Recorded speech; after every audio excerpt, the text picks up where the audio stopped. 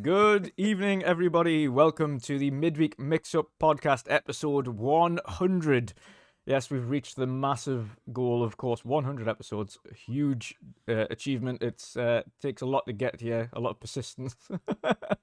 But of course, we've got an awesome panel, of course, this week. We will have a couple more. Patcher is still streaming as it stands for Villa Yorp, the charity drive, of course, this week. He'll be along within the next half hour. And Erwin will be along when he eventually gets home, has some food, and then jumps in for a little bit. But we have an awesome guest here to celebrate with us as well this week. Of course, he's been here on pretty much every major occasion to celebrate with us and been here from the start. One of the most upstanding and awesome creators in the community, along with his awesome brothers, and of course, somebody who's helped guide ourselves and guide us as a podcast throughout our inception as well. So hugely thankful for King being here this week. How are you doing today, King? What have you been up to? I'm fantastic. Been up to mischief, posting pictures I wasn't supposed to post. Yeah. Um, and actually just playing video games, man. Like I just downloaded High on Life because I didn't have any time yesterday. Playing Vampire Survivor, played a little bit of Fortnite, and jumped into some Destiny 2 before I got on. Get away from the Coco. Move. I do not need her turning off my electricity. No. So yeah, she wants to stay downstairs with Daddy today. So it's the first time Coco's on live. But other than that, playing video games, having a great time with the community, and reflecting on this wonderful year that we had in video games. PlayStation, Xbox, everything, Nintendo. Everybody had a good representation for the year. I know some people want to say Microsoft didn't, um, but I just downloaded High on Life, so I really can't hear them talking. Yeah, most definitely. And a huge year for yourselves as well, of course. A lot of big moves for the Iron Lords crew. And of course, like you mentioned, you can't speak about one of them that you accidentally posted and then swiftly removed. I did see the picture briefly at work, and I was like, "Oh, I wonder what they're up to." Really quickly. I got reprimanded really fast. And now I'm super curious. I didn't see it, so I want to know what it is. But we should have that discussion in private then. Yes. One of these days, yes. But yeah, huge year for yourselves as well. It is just this year that you've floated as a company as well, isn't it? I believe it was this year or last year. I don't know. Time goes It's so flown. fast. This pandemic has actually moved us along a whole lot faster than expected. So a lot of goals that we did set in place, we actually achieved most of them. Like the Valari partnership that we do have. These That's wonderful awesome. pillows. I'm going to tell you, I can't lie.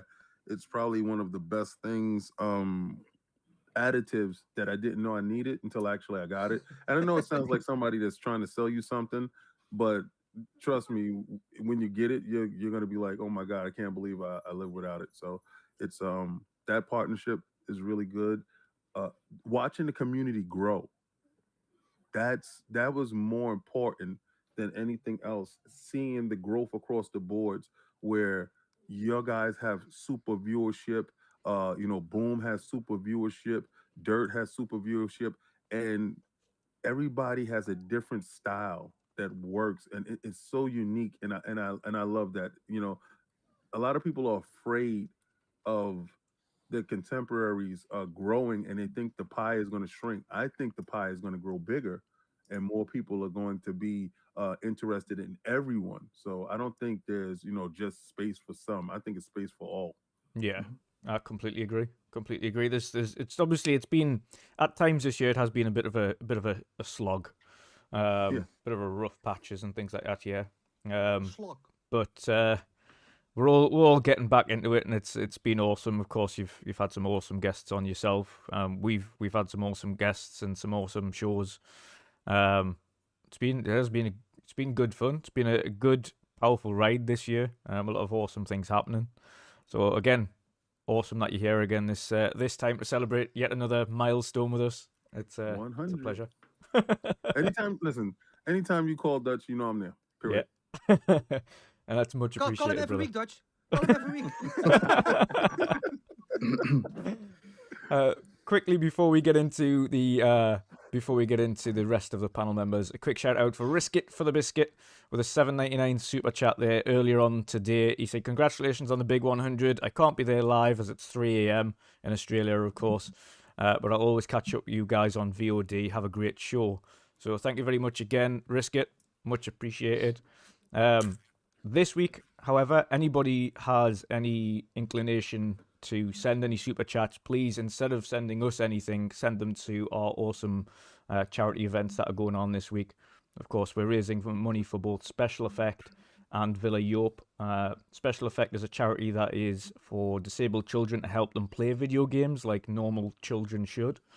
And of course, Villa Yope is for children with neuroblastoma, which is a rare form of cancer.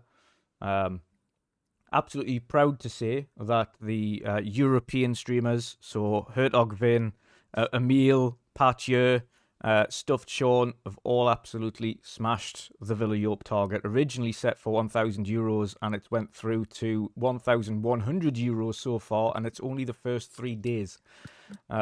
So smashed that target. And of course, we have already got £283 out of the £1,500 target for Special Effect, and we've barely even started collecting for them yet. So massive congratulations to all involved so far. It's been a blast. And of course, anybody wants to donate anything, please do so. Every little helps. But to everybody else, let's get into our introductions. Boxenberger has moved to Novigrad today to play Witcher 3 again for 400th time. How are you Who doing would today, have sir? thought? The 100th Fifth time? time. The 5th time. Oh, 100. How are you It looks doing? better now. It looks better now. It truly does look better. It's beautiful. It's a beautiful game. They've done a lot to it. Even in the performance mode, you can really notice all the visual upgrades. The fidelity of the textures has increased, like the lighting and the level of detail. You can tell they have changed a lot, and it is still this amazing experience. I'm gonna do another playthrough, including all DLCs. I cannot wait. I played now the first, I want to say 2 hours or so. And I still love that game. I have spent across multiple systems probably 400 to 500 hours already in the game, and I still love it. It's just fantastic. But I do have to agree with King. I also started High on Life, and that game is hilarious, man. It doesn't happen too often that I have to laugh out really loud while playing a video game, and I have to do that constantly. That game has to have one of the best openings in a video game ever. Period. It's so funny. Such a fantastic little game. Yeah, I'm definitely gonna finish that as well. But man, other than that, I saw somebody put a clip the other day where the gun is talking about them reusing assets and how IGN, Kotaku, all these you're gonna have to dock a few points for that one. Like literally, when you open the game and you start playing, everything looks like a 90s first-person shooter, like the OG Doom or something. Yeah. And it's completely pixelated.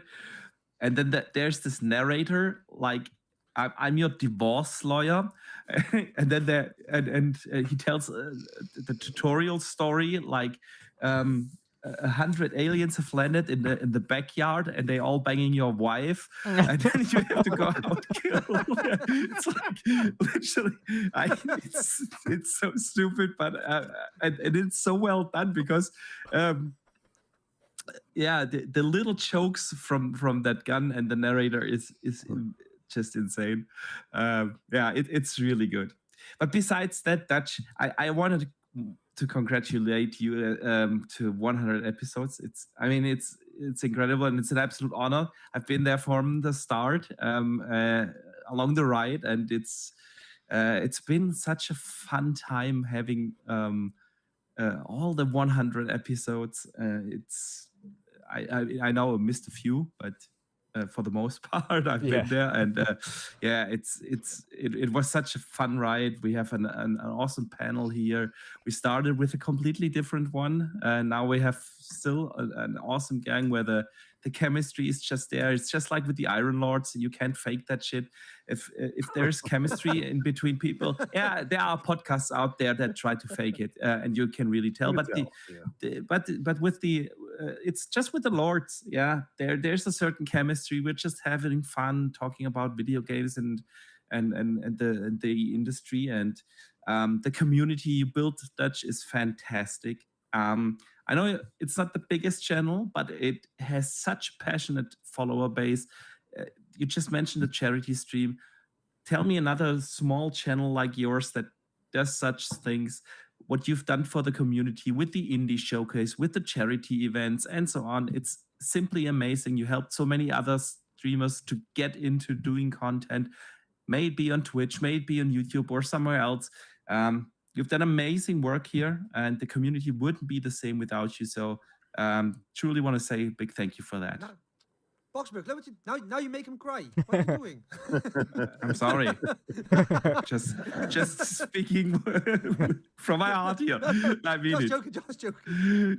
Much appreciated. Much appreciated. Yeah, it's been a wild ride, but I'm thankful for everything we've got so far, and everyone that follows, everybody that watches, everybody that tunes in or chats, or and to be honest, I wouldn't trade it for anything. It's an awesome community, and again, like I say, it's Indeed. great when we can jump into the Iron Lords and you can see so many familiar faces in the chat there, and the Lords always doing their thing, and I can jump over to Boom Show, and likewise, he's got such a familiar kind of community as well, and it's great to see everybody growing in the same route, and again being able to help others get onto that wagon as well, and try it for the first time and get into it is awesome.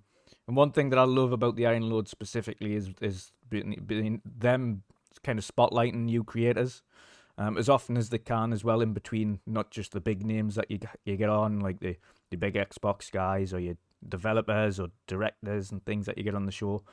You also get awesome creators that are, again, much smaller, whether it be myself or whether it be Pong Soul or whether it be any other kind of getting up there creator that's just getting into the field, should we say, and give them a spotlight. And that's what we try to do as well from a smaller perspective.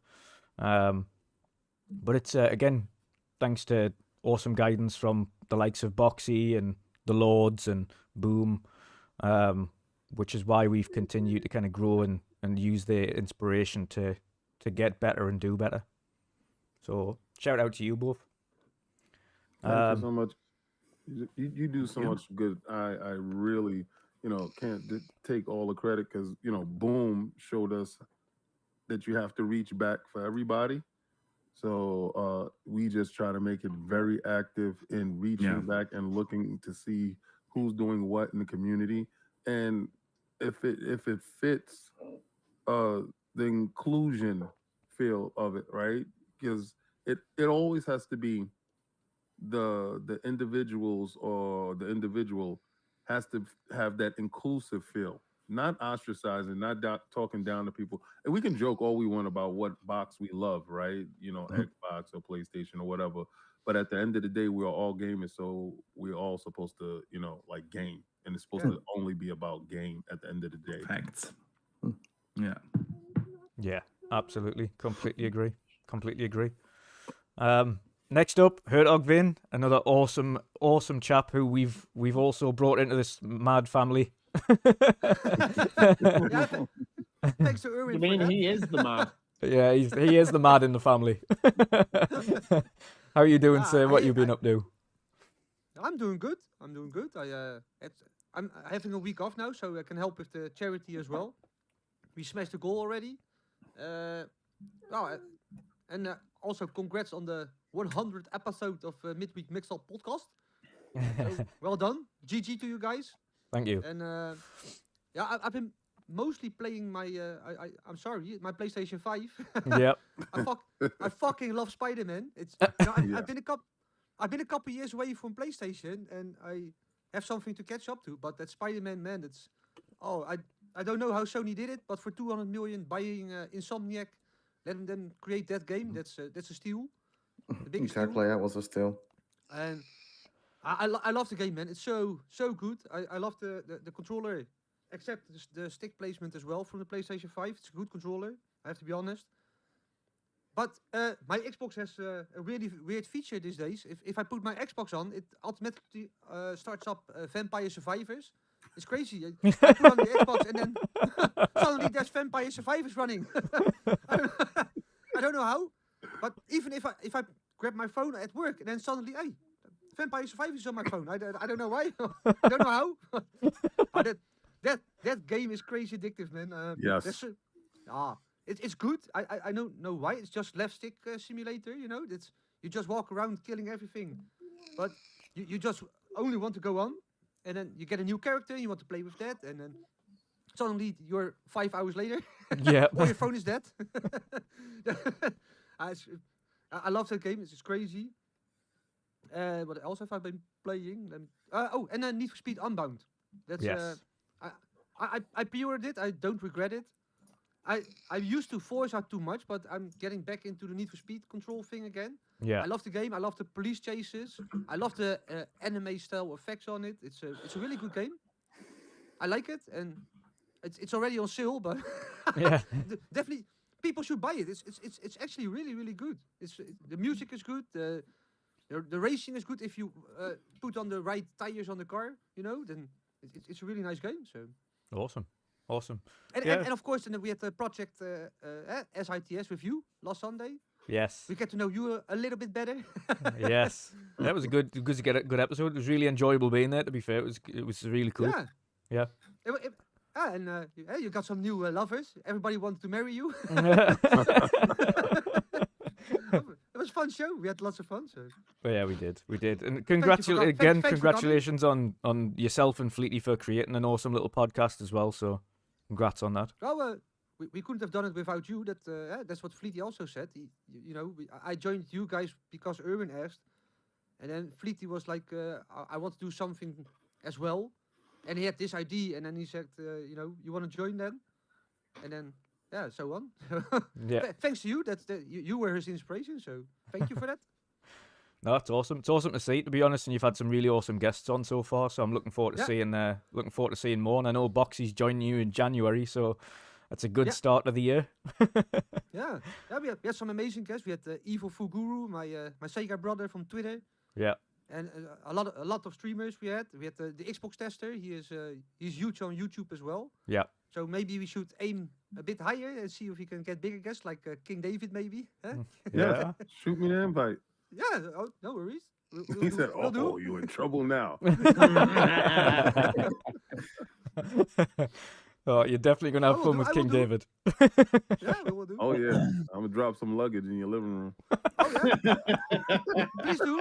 Please do. No, you don't want that. As long as it brings heat to my house and I don't have to pay it'll energy. bring heat to your house. You don't know what's in the luggage, man. You don't want that I luggage. don't care. As long as my house gets heated, I'm okay with it. Okay, might have to cover your nose a little bit, but it's all right. No problem. Oh, dear Just stick me. 2 tampons in it and I'll be fine. Give me 1 second. Yeah, no problem. Next up though, Mick, how are you doing today, brother? What you been up to? What you been playing? I've been playing a bit of Vampire Survivor, just getting some points on that. Good one, especially on the cloud. It's quite useful at work and stuff. And back on Skyrim, yeah. Just discovered that there was achievements on the PC version that I didn't know about. So yeah, back into Skyrim. And obviously Sea of Thieves, still working away on that, doing the adventures and stuff at the moment. I'm not really big on the PvP, you see, so this season's going to be a bit of a quiet one for me, I think, on Sea of Thieves, on the whole of things. But yeah, no, it's all right now because, like I said, I've got Skyrim to tie me over. I'll be fine. Keep me going for a while. Skyrim and Witcher. Skyrim and Witcher. You've got the two There's now. also Witcher. Yeah. So yeah, I've got that on download. Oh, that's just finished now. So there you go. General. Sonic. General. Mm-hmm. Yep, that's a game. Jen's ready to throw it in his mouth right there. Did your thing turn up yet, Ben? Huh? Has your coin I sent you turned up yet? No, I haven't yet. God, they're really slow getting to and from Holland, aren't they? In England, it's Yeah, but the problem in Holland now is everybody's striking. So the post service are striking. Yeah, the hospitals. So they are in England as well. So. Yeah, everybody's on strike. So yeah, it probably get here like 2024, like the Xbox games. You know, Yeah. everybody's on strike. So. Oh no. Oh, no. Sorry, it had to be said. Sorry. Don't curse it. Awesome stuff. And last but not least, of course, the General C. He's joining me for a 24-hour marathon stream on the weekend for Special Effect, which is when we really kick off our charity drive. But how are you doing, sir? What you been up to? What you been playing? You're in warmer climates now. Yeah, not too bad. As you can tell, I'm in a different setup. I've moved my entire setup into the house rather than the studio because it's just far too cold in the studio in the winter. I streamed the other day and my fingers were frozen, so that was fun. But yeah, yesterday we sorted out the games. Well, most of the games we'll be playing on the charity stream. Pat is partying right now. Yeah. Without us. So yeah, He's high on something else. He's high on life. Man, right? What is up, guys? What's going on, Pat? So yeah, you'll be posting that out, a little poster with all the games for people to check out and make sure they got all those games installed if they want to join us. Yeah. And congrats to 100, man. I've been there for probably a little bit less than half of it, but yeah, I remember my first appearance was I was a shy one back then. I wasn't on camera, and thanks to all the fine panel members that we've got here, really found my confidence, and I really appreciate that. So They said, see, thanks you're for bringing not me on board. ugly. You're not ugly. Come on. Yeah, it's been a blast, and to 100 more plus. Yes. 100%. Let's go, man. Hey, Podge. Vin wants me to drop luggage in his living room.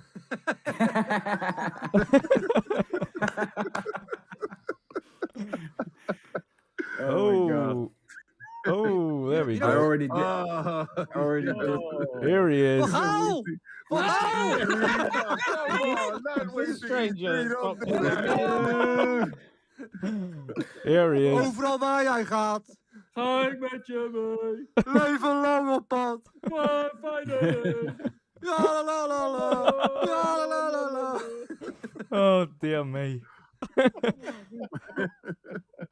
Let's welcome in the final two crazy gang. Patje and, of course, Forza Erwin. It's great to have Forza Erwin back again. It's been a long time, brother.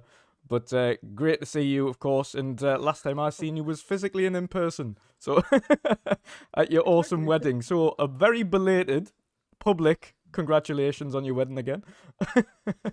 Thanks. How's it been going? What you been up to? Yes, well, I just got home actually after a very long, busy day at work. Yeah. Visited 2 countries, so Germany and Belgium, to visit some customers. So I've been in 3 countries actually, so Netherlands of course as well. But yeah, mainly busy with work, guys. Hardly any gaming. You probably notice me only being online on Roblox, which is my son. Yeah. Ja. or maybe secretly I am. Yeah. Because there's nothing much else to play on Xbox, right? But, Oh my God, this guy's crazy. but no, yeah, doing good. Married now for actually a half year, Drew, since last weekend. So can you imagine how time flies? Very quick. Yeah, checking in sometimes on the stream, not being active in the chat, but seeing you guys still operate every week. So much respect for that. Sadly, I'm just too busy with work and family life that yeah, sometimes you need to prioritize. Yeah. Like today, I've been away since 7 o'clock in the morning, and it's now already 8:30 in the afternoon. So it's been crazy days, and Yeah. then you need to prioritize, of course. Well, it's great seeing the whole gang together. Just to say that your time flies. How long's it been? You've been married now? Is it a year? Did you say? Half year. Well, me and the wife are celebrating 20 years, and it doesn't Oh, wow, feel like holy it. shit. That's 20 we're years? going away. We're going away this weekend together. Well, So, separate. leaving the kids at the grandparents, and we are having a night out on the town Oh, and a sexy hotel time. and stuff. That's sexy Yeah, time. right. It took 20 years. 20 years. Remember that time? Soon goes, mate. Soon goes. Oh man, but so you're married since you're 16, then, Mick? I got married when I was 19. Thank you so much. Thank you. I appreciate you. Oh wow. Oh dear me. And of course, Patcher, you've been you were dancing away there, jumping into the stream. It's how are you doing? What you've been up to? Yeah. He's not married. That's the whole Yeah. thing. No, not yet, not yet. We're engaged. So marrying is coming up. Not for 20 years. We're actually next year we're 10 years together. So that's a milestone. That's the way to do it. How do you do it, Tijgertje? How do you do that, Tijgertje? What the fuck? He's checking. He's Love, making man. sure Love. first. That's the secret, man. Love. So, but yeah, what I'm up to, guys. As you guys know, we're streaming for the charity Villa Youth, Hard. and I'm really amazed that we actually have, with 2 nights of streaming, we already surpassed our goal of 1,100 euros. So that's amazing, man. Like with the whole community and stuff, it's really awesome. Yeah. And just started High on Life. I heard that that King just downloaded it, so I'm not going to spoil you anything. I'm not that far in the game He yet. already But spoiled it. Boxenberg already spoiled the beginning. It spoiled like Says- literally the first like a minute million, of the game. Alien life. It's literally the first minute of the game. So, yeah. Nah, it's Hey, okay. it got some But good it- review scores, right? What was that? Sorry. It got good review scores, right? Or no? Yeah. Yeah. Yeah. Yeah. It's funny. Yeah, Funny. it's really funny, man. This game is hilarious. Okay. It's I yeah, still so can't believe I- they paid for the rights to get a whole movie in that game. You can just sit there on the sofa and watch the movie Wow. in the game. It's crazy. That's good. It's a terrible movie, but it's still funny. There's me sitting there half hour later determining if there is the whole movie or not. And I'm Is- like, is yeah, that- it must be the whole movie. Is that Mick's wedding video then? Oh, wow. We're getting messy here. He's going after you. Nightmare! That's timeout material, right? Yeah, right. You gotta give him time out. we are getting there. We are getting there. You need a new green screen, Boxenberger. I couldn't see just see a black thing. Yeah, Right. you actually saw it like a translucent paper. Yeah, exactly. You just vanished. And NVIDIA broadcast. So I'm Like White House just gonna documents. so like this. Time him out again. There we go. There we go. There it goes. Oh, awesome but stuff. yeah, like I feel said, hope- guys, I feel hope it's again now. Okay. so far it's a blast doing this for the charity, and of course also Dutch and Jen are doing this for the Special I need to effects. say this right. Aaron Special Tony. effects. Special effect, yeah, Yeah. instead of stream elements, because I said stream elements because I was so busy with Emu's stream yesterday, and his Autobot is stream elements, so Oh. that's the reason why I like stream elements. So it's pretty stupid though. But yeah, also a big shout out to Head of Finn. He's helping out as well in the morning. Battle Finn? Yeah. He's streaming mostly in the morning, and of course also Peer Plug. He's streaming right now. But Yep. I hope they pay you. and Better call him for and a obviously sponsor. Stuffed Sean as well has got the nighttime shift for you guys. He's Yeah, doing yeah. 10 till Yeah. 10 till half Yeah, 12. exactly. Just wanted to say that. Yeah. Yeah, big shout out to all of you guys, and also the people in the chat, of course, with all the support. But it's we still have a few days to go, and it's already been a blast, man. So Yeah. looking forward to it. 100%, 100%. Nice. And I want to give a quick shout out to some new donations for ourselves as well today. So we've had a few overnight and a few whilst I've been at work.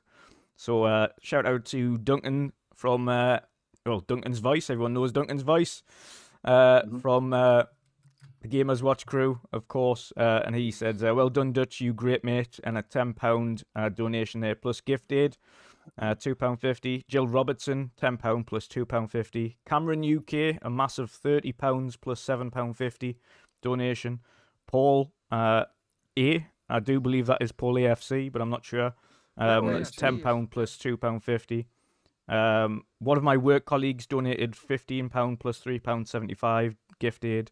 And Mick, thank you very much for the £10 donation there as well. £10 plus £2.50. So it takes our total up to 293 so far. So huge shout outs to everybody who's donated so far for ours. Of course, we've got a target of 1,500.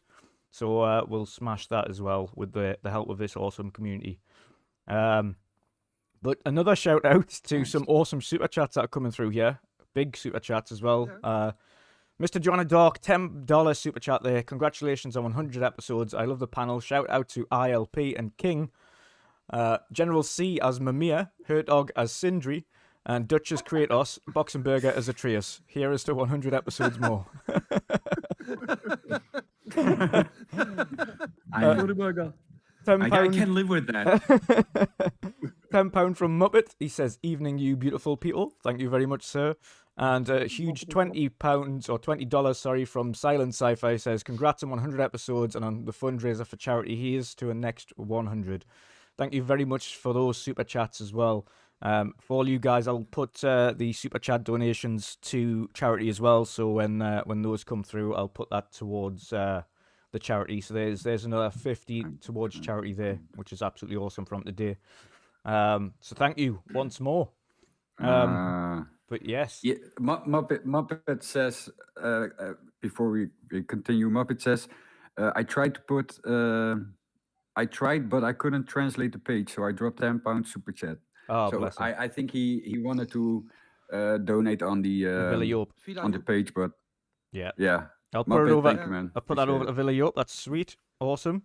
But yes, let's get into it. Of course, this awesome gang have been here from the start. Of course, the OG crew we've had there with Patcher, Boxy, and Erwin.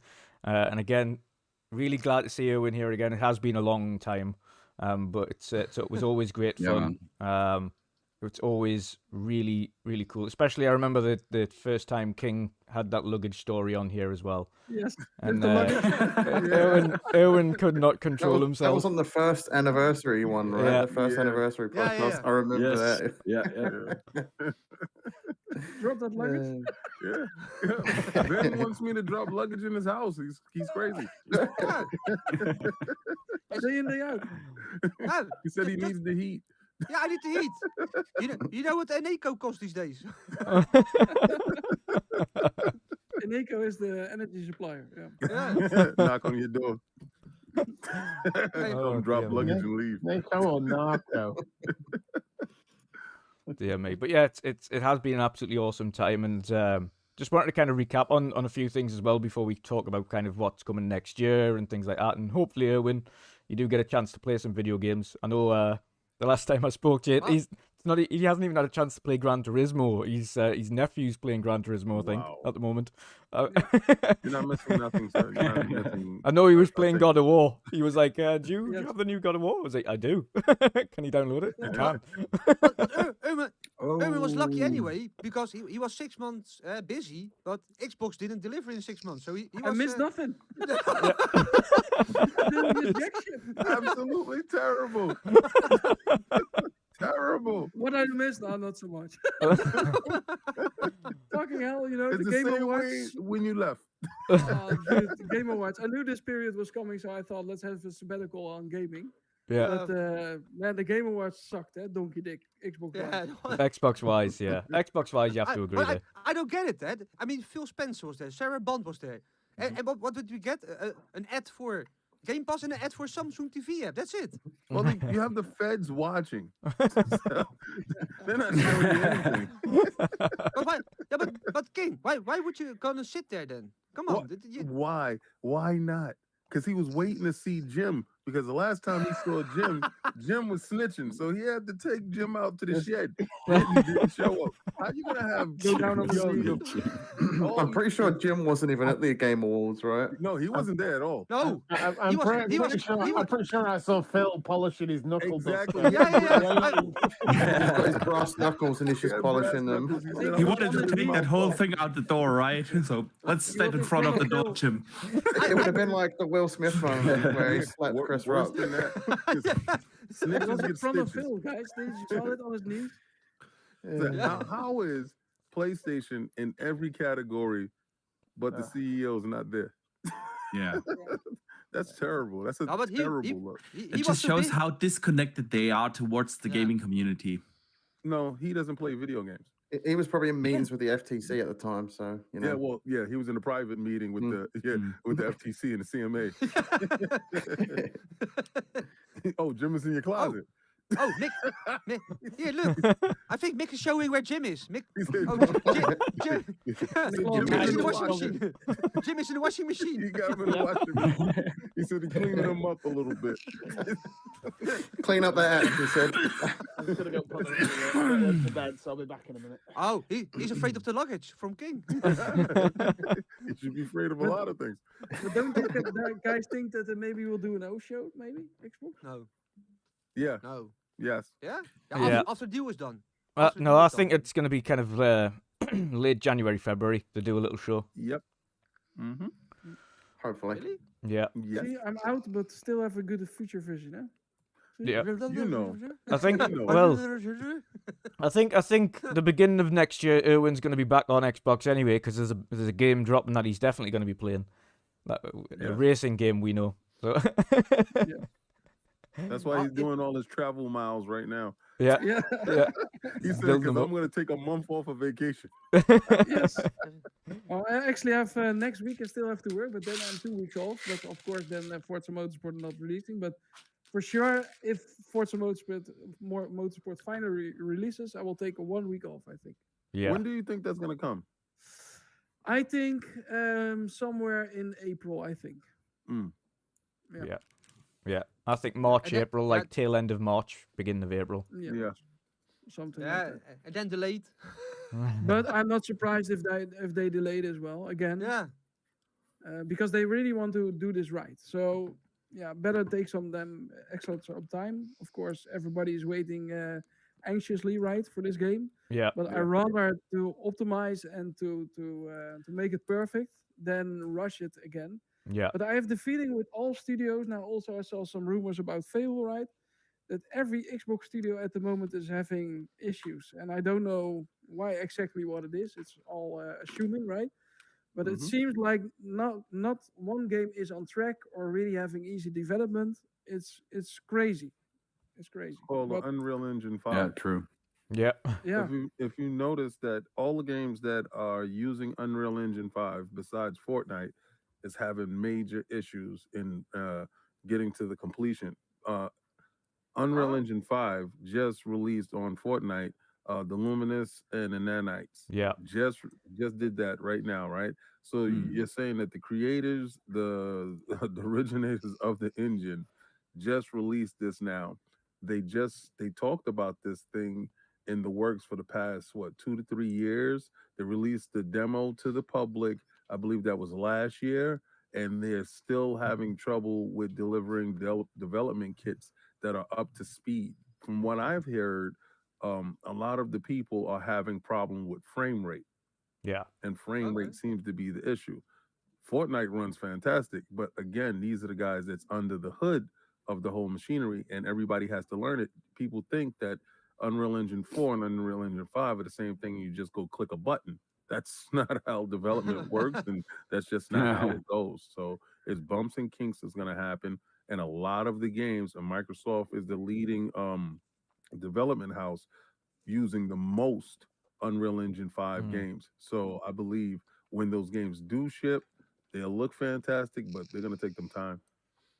Yeah, I agree. I mean, I have no doubt that the Unreal Engine has some like, what do you call them, child sicknesses, things that needs to be ironed out, like they are being released. But then for Erwin has a point, that the games that he mentioned, they all do not run in the Unreal Engine. Forza is not running in the Unreal Engine. Failed is not running in Unreal. StarCraft, Redfall, all these games are not running in Unreal. Well, Redfall looks great.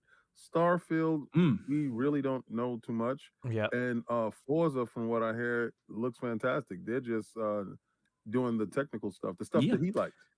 Yeah. I think the thing with the Forza IP is that they wanted to really build like not just a new graphics engine, but like physics engine and everything. And it just takes time. It just takes time these days. I have a feeling it's not going to come out in the first half. Rod Ferguson recently, not Rod Ferguson. Sorry, Yeah, I know. what studio's head's name? Turn He 10. looks like Rod Ferguson. Yeah. Alan Hartman. Yeah, thank you. He recently said that they are expecting the game to go into the polish phase of development early 2023, and that does not sound to me that it's coming out anytime soon. Polishing up a game doesn't take like a month. It takes more like 6 to 12 months, and that's why I expect that game to be shifted more towards the end of the year, honestly. They better deliver because they told us 12 months, right? So 12 months from last E3 means that every game that they showed on their showcase better be out by June. By June, right? but it's So not going to happen, I don't want to hear any excuses at all. Yeah. No, because trust me, you're going to see the worst podcast that you can see if all those games aren't out by June. Well, we've got to remember when they do me a favor announced. and invite me to that show. I want to be on that show. Yeah. No, You've got to remember though, when they King, I announced fully those agree. games, they had that entire like splash page of all those games, and there was a fine print that said subject to change. Yeah, subject to change. nobody cares about the subject to fine change print. my Nobody cares subscription about the model. fine print. King is right. If they do not release he's right, those but- games, We That was riot. Microsoft's excuse. They'll say, "Well, it was subjected to change." Yeah, subject of to course. give me my money back because I paid for 12 months of Game Pass feeling that these games were going to be out at this period of time. You did not fulfill that part of the contract, and you said on your stage, every game that you see here is for a 12-month period. 12 so months. Don't look for the future, but this is what's going to happen now. Give me my money back for the last 12 months because I listened to your BS. But Seems like they have a monthly period for 12 months in a row. Yeah. but I fully agree that it will be bad. It will be bad if they do not release every game. But I have the feeling that they won't. There will be games moved into the second half of next year. You don't I trust think- them, do you? I think the main Oh, no. issue for me, especially at the beginning of the year, isn't just Microsoft. I think it's especially if you have a look at like February, March. It's like every major game that's releasing next year is releasing at the beginning of the year. Like every major game is packed into that little section. So there's gonna be movers and shifters. And do Microsoft want their game to be crowded out in something, regardless if it's a first party game or not? Do they want to be Yeah, crowded but out? do you really think that the second half of 23 looks so much better? No. No. So Where the fuck is Hellblade? that's really not. I don't think that Exactly. is going to be the reason for delay. Yeah. The reason is going to be that something is not ready.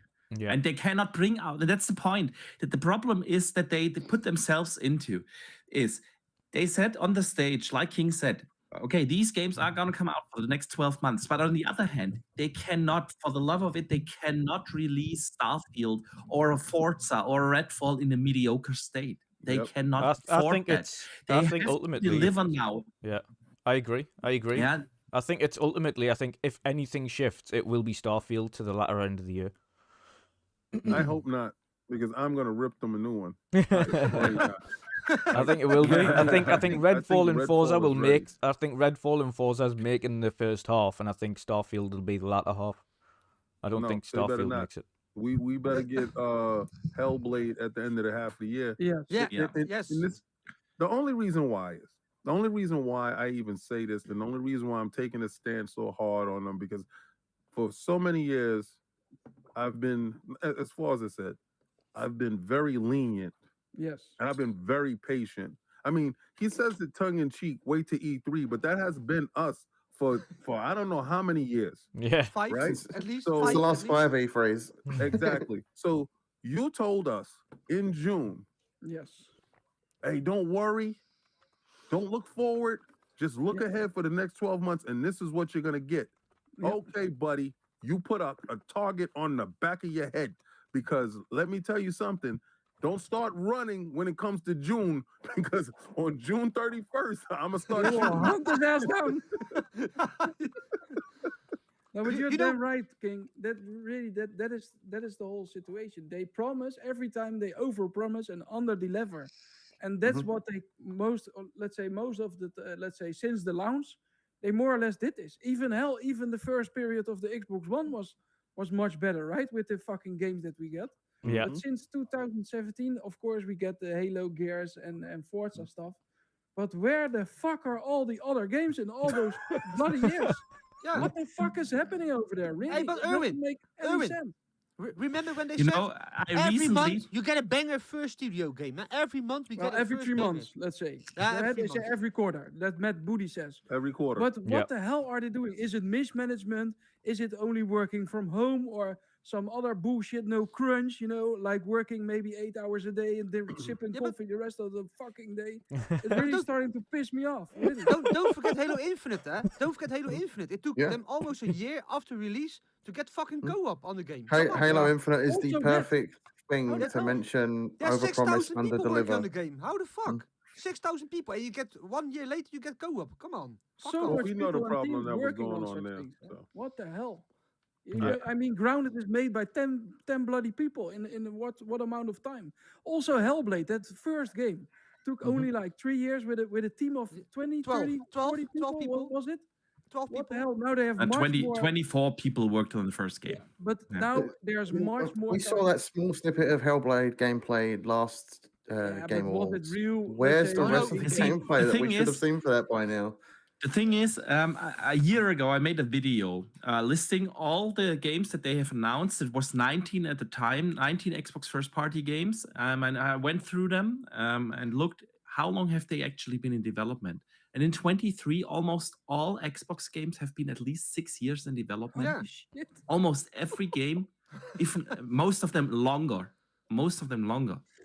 But 6 years, and then But what the hell are they doing? Of course, all the Corona bullshit that's all been Mhm. passed away now.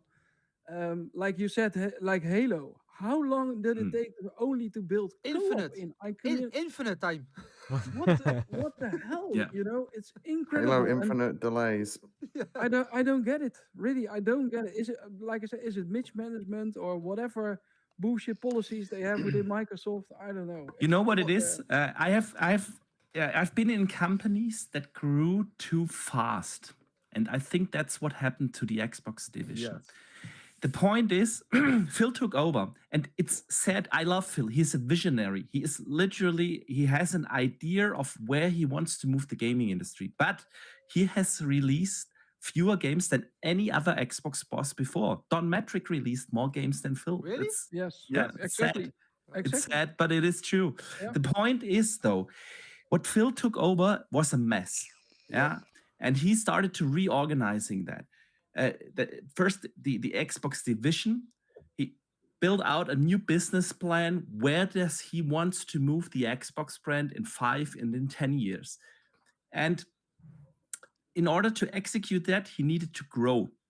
But he probably grew a little bit too fast, because when you think about this, in 2018, they had 5 studios. And 1 year later, they woke up and had 23 studios. It's ridiculous, a ridiculous amount of growth that they had. They had 2,500 employees. And 17 or 16 months later, they had more than 10,000 employees. No organization can handle that. No organization. But Boxy, It doesn't matter whether you are the biggest, one of the biggest companies in the world. If your organization grows like that, like what do all the managers do all day long? They have to reintroduce the new people into the organization. They have to lay out the business plans. They have to take care of the overhead. They have to take care of the organizational stuff. It's ridiculous, and they cannot focus on their actual job anymore. And that's what's happened to. I think Xbox I've got to They agree grew kind too of. fast. I've got to agree kind of. I think personally, we've said this for months, but I think Matt Booty has far too many studios under one hand, and I think he needs help. Well, you can't be in charge of that many studios. what about all those studios operating on their own? That was their strength, right? Where there was we will just leave the Because they studio. had no chance. They had no other chance to do that. If you want to micromanage those studios, you have to have a different kind of staff in the management. Yeah. And where do you get those people overnight? You don't get those. So it's the natural approach to just say, okay, let's go hands off process. You have to evaluate your personnel. So during that whole acquisition time, remember it's the pandemic. How can you really truly evaluate your personnel if you're not in the building with your personnel, right? So now you have the growing pains of the pandemic. All right, not going to use that as an excuse. I mean, it works across the board for everybody. But again, PlayStation games, all those games, PlayStation 4 games. All right, so all those stuff was in the pipe, ready to go. All the Nintendo games were in the pipe, ready to go, right? Nothing across the board there. Those games are going to ship.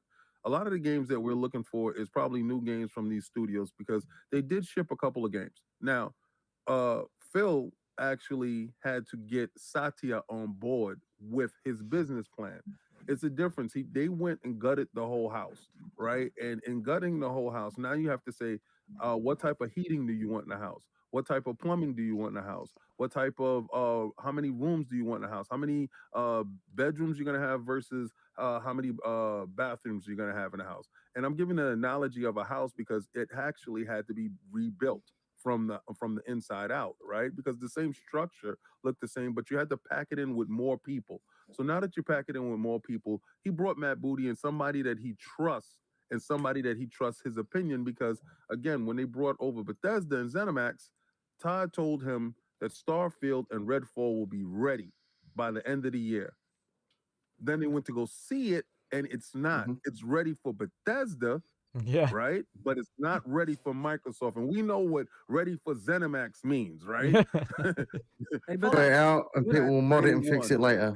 But what do you think when the, let's say, the Activision purchase goes through, right?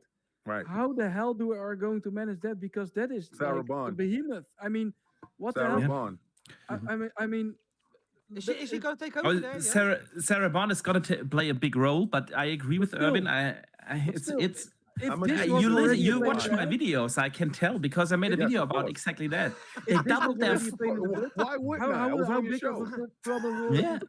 The thing is, they will grow overnight and that double their staff once that deal goes through. They have now across Xbox and Bethesda round about 10,500 employees plus minus. And with ABK, they get another 11,000 on top of that. And they already tell they're going to remove the management because they are directly going to report to Phil. That's a significant difference towards Bethesda, where when they took over Bethesda, they said, we're going to leave the organizational structure of Bethesda in place. They kept their own marketing, they kept their own HR, they kept their own, you name it. Yeah, but this time that's different.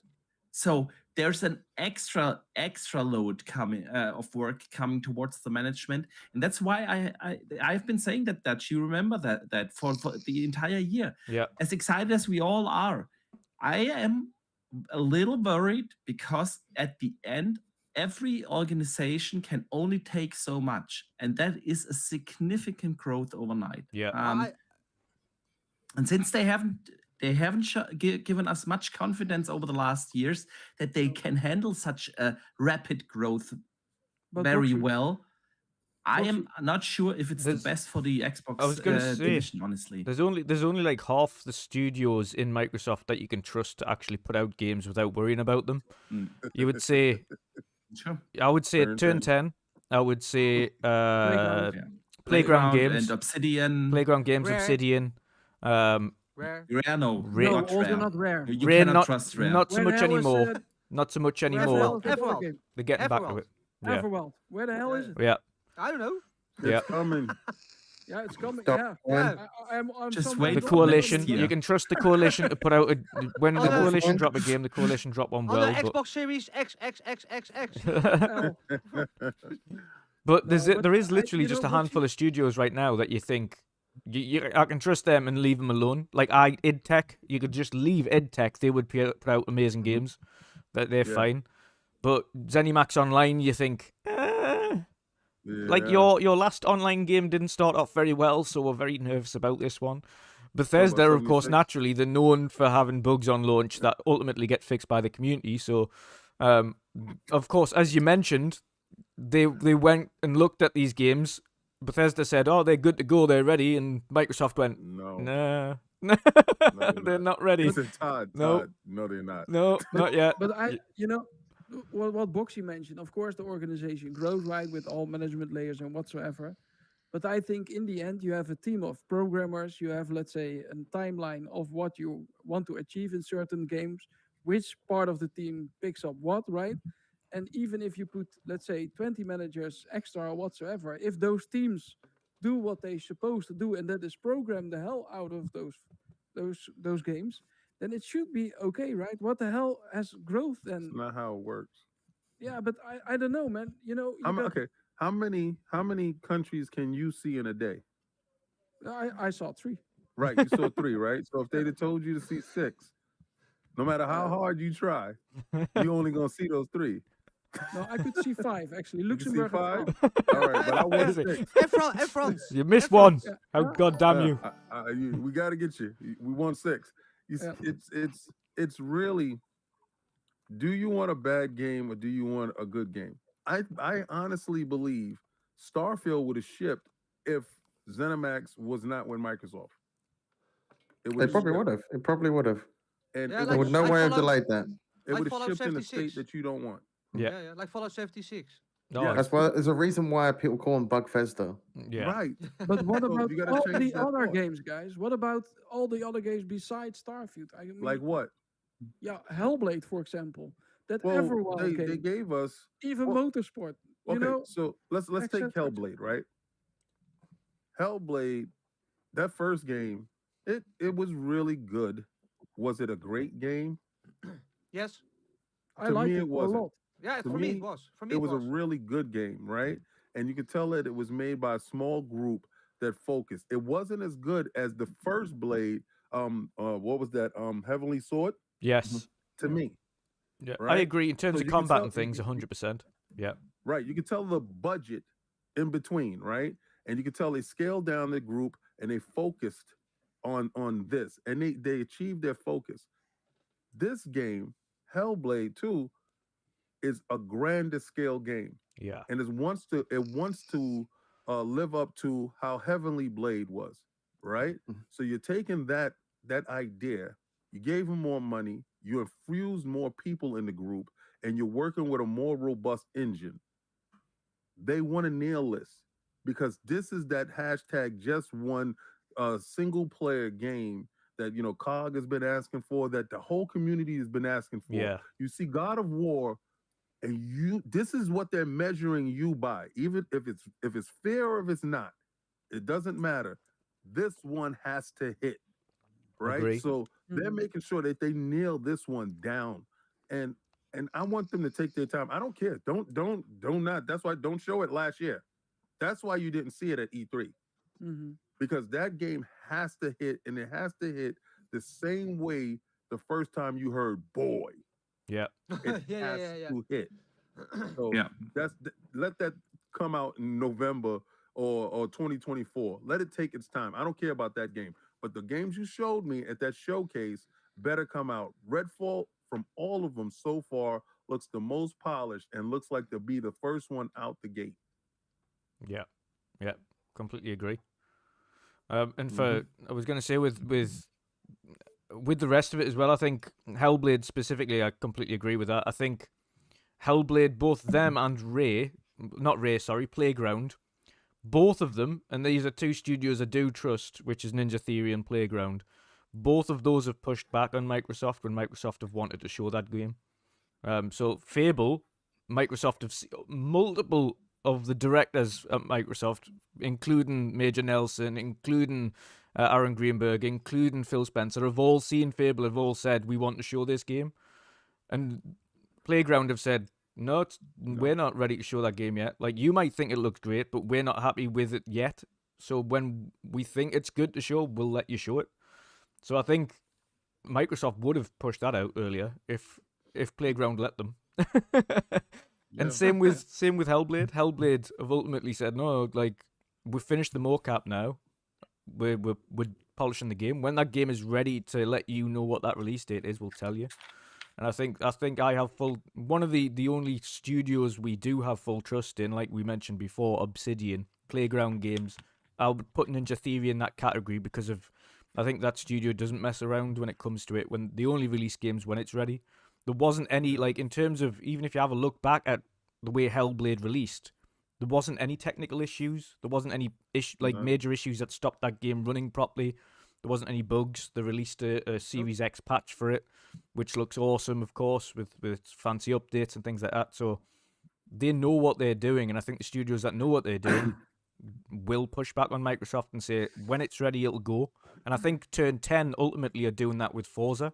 I think Microsoft would have happily pushed that out earlier, probably this year if they could have. Yeah, this year. But I think Turn 10, as Erwin said earlier, have probably said, no, like, we need to make this game, especially when they've seen the launch of GT7. Like, Erwin loved GT7 when it released, but it was an ultimate grind fest, that game, and that was not as good as it could have been. We know it isn't. That game could have been so much better.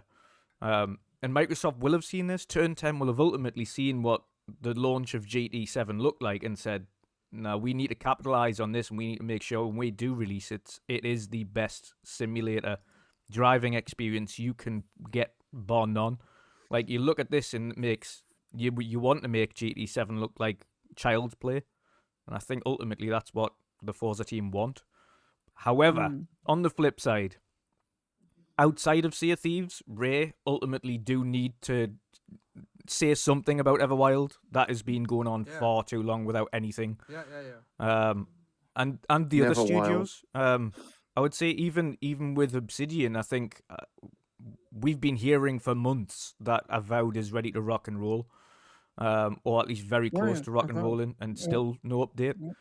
There's so many studios within that portfolio now that are just sitting on their hands. We've even had the same thing with idTech and a lot of other things. Like, we've been hearing about Wolfenstein and all of these things for a long time now. Like, oh, Wolf's going to get shown off, and then nothing. And then idTech aren't showing up anyway, and they're not announcing anything, and they're keeping very quiet. It's pronounced Wolf, not Wolf. Wolfenstein, I apologize. I was waiting for that. I wondered if he was going to let it slide. No, I don't. He never lets that slide. The mic, I thought, yeah, no. But ultimately, it's like Microsoft have got a literal handful of studios that they can essentially trust to get on with their jobs.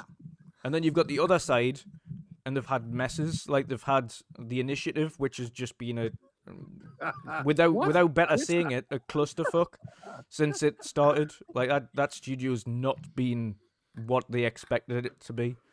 It was thankfully, a bad idea. It was a bad concept. Yeah, it was a good idea and bad concept. They build out the 4-star framework. studio. Yeah. And then Quadruple they have A people studio. come in. Quadruple A.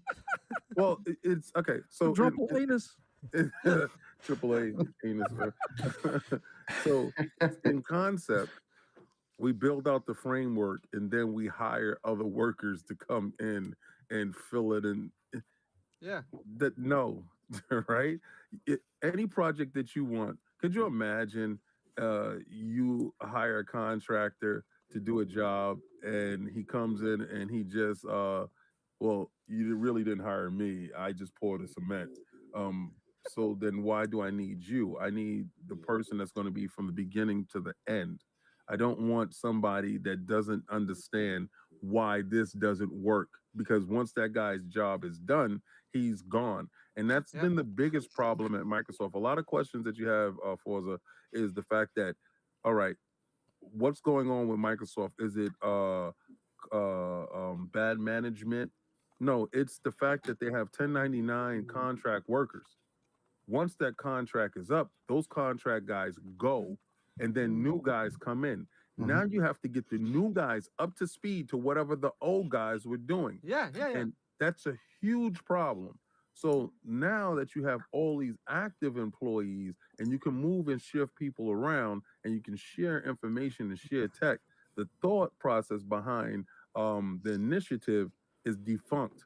That's why you bring in the head of the old head of Crystal Dynamics. You bring him over there, and then you can actually start filling things in and have a good working model. I believe that the contract worker model is poor. I believe it produces poor video games. I believe it produces a poor thought. The same way we had Josh Whedon and Zack Snyder's broken movie of Justice League. Yeah. We all can agree that Zack Snyder's complete thought of Justice League was a better movie than the broken little bit bad put together with Josh Whedon and Zack Snyder. So when you look at that, you say, I want the contractor to be from the beginning to the end of the project. And I think it's all has to do with the how contracts and unions are used, right? You don't have unions inside these businesses, and you need the unions inside these businesses in order to get these contractors contracts from the beginning to the end of the project. Completely agree. It's also, I think it's lacking then, let's say, commitment, right? Or passion, let's say, that goes into it. It's just a project from A to Z, and then they're finished and they go on to the next one, right? Yes. They don't really feel the commitment as well. That's 100% true. But you saw also the people leaving with that studio, right? Quite a bunch of people leaving. And after that, it's been really quiet. Yeah, well, that wasn't really surprising that all these people left, because if you look at the entire That's the luggage. Jen is at the little pub. Jen is I at the don't pub know. snoring. Somebody's snoring. Huh? What? Yeah, it's the dog. I can't hear it with the headphones on. What kind of dog is Yeah, that? it's the dog. What do you got, a bulldog? It's the dinosaur. She's a French bulldog cross Boston Terrier. Yeah, so I got a Frenchie too. She went upstairs. I told her to get out of here. She was crying and She's ran like the other side of the room on her bed. yeah, they snore. They I thought snore, they somebody was spark, they hungry, right? burp. Their stomach like. I'm sitting there wondering what the hell's going on, and I couldn't even hear it. Okay, continue, Boxer Bag. What was I saying? The initiative. When they started up that studio, they only hired alpha dogs. Yep. That also never works. If you think about that, people that have been creative directors, people that have led studios, have been lead writers, something like in those positions, they are typically alpha dogs. And they don't want, an alpha dog does not want to be in another room with 20 other alpha dogs. They want to be the alpha dog. So it's really, it's really no surprise that this model didn't work out. But the thing is, I have nothing against them developing that game with Crystal Dynamics. Crystal Dynamics is a well-oiled machine. They know how they work. I was going to say, just to add to that quickly before you continue, Crystal Dynamics have provided more updates on that game than any of the internal studio ever has. They've actually come out and said, this game's actually going well now. We're really it's really chugging along good. No one from the initiative said anything about it. Microsoft hadn't said a thing. Crystal Dynamics are like, no, we're super happy with this. And I trust Crystal are really good developers, so... Yeah. And we've heard that Eidos Montreal is also helping with Fable now. Mm-hmm. Yeah. So, after playing Guardians of the Galaxy, those studios were being held for Microsoft until this Fed case is over, and they're going to pick them back up from the Embracer Group because those studios was something that Microsoft was looking after. Honestly, when I heard that for the first time, I was like, yeah, that's Everborn crazy, Yeah. But the more I think about it, it kind of would make sense the way how they work together now, and the fact that Embracer is are they really going to support those AAA studios and those AAA games? It's not how they work and what they do.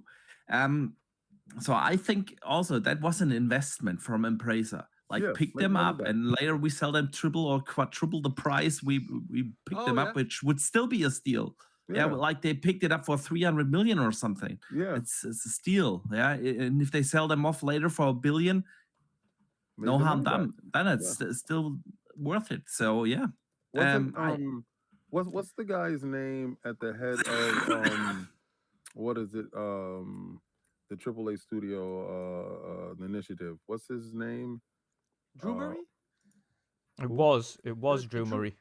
Didn't it change? Oh, it was No, Drew the Murray. one that's there now, Harrison, I think. Yeah. The one that was ahead of Crystal Dynamics. Phil Harrison. Yeah, Phil Harrison, right? And they went and got him and put him in charge of the initiative. And it's no wonder why that Crystal Dynamics whole team comes over and works well under him, because remember, he's worked with them already. And to Dutch's credit, they are giving updates because these guys are passionate about their job and their business. When you have contract workers, they're just doing a job. It's mercenaries, all right? So when you have your own army is more passionate about the national flag, right? Opposed to the hired mercenaries, they're just coming to do a job and they don't care who they work for or what the job is. So there's no passion there.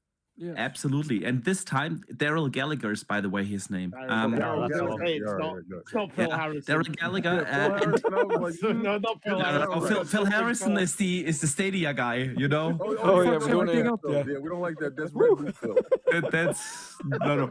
But you got a point there. And what's Stadia? What's that? It's a failed project. Listen, Eidos and Crystal, they all come off of Square Enix, and we all know how they treat their Western studios. So now they are more or less led again by their old boss, which has the funding of Microsoft now. Ridiculous. And it's like there must be such a good mood in that studio now. We can finally do the work we want to do. Yeah, I hope so. I know they think, oh, we're now working for Microsoft. Let's sip coffee all day. Oh my God! Oh, they have really good coffee. They have really good coffee. Really What is this video the last time I saw you? Is Point it on the marriage? goal where I think marriage has got him more cynical. Yeah. I'm a little bit sour, King. I know, man. I was like, this guy was so sweet before. What the hell happened? He married. He married. He said, it's the ring, King. It's the ring. Oh my God. Oh man, maybe I need to drop some luggage. Maybe that will help. Oh my God. You was in 3 countries. You never know. You ate in all 3 countries. Yes. Oh man. No, but I think it's a serious. Let's say this year for me personally, it will be, let's say, make or break. Yeah. Yes. If Forza Motorsport releases this year, and if that one sucks, let's say, then I'm done with it. It won't. Because I have all the patience for many, many years now, waiting for so many. And if they screw up my favorite game, then I'm pretty much done with it. Really. Yeah. They won't. You know they won't. You know one you thing. personally know they won't. He knows it. If He's on the everybody NDA. in Don't say here it. had to bet their life on one game from Microsoft Studios coming out and being a damn good game, and you had to bet your life on it. Well, one of the games that's in development, I'm pretty sure everybody's gonna go with Forza because I know I am. I don't trust anybody else. I'm going with Forza. Yeah, it's, I cannot say so much about the game, but yeah, I don't know. I have some confidence, but that's all I can say. Yeah. The last ones are really good. I thought what they did with the Xbox One X and the last Forza, I think that was Forza 7, right? Yeah. Was a thing to behold. 60 frames per second at 4K.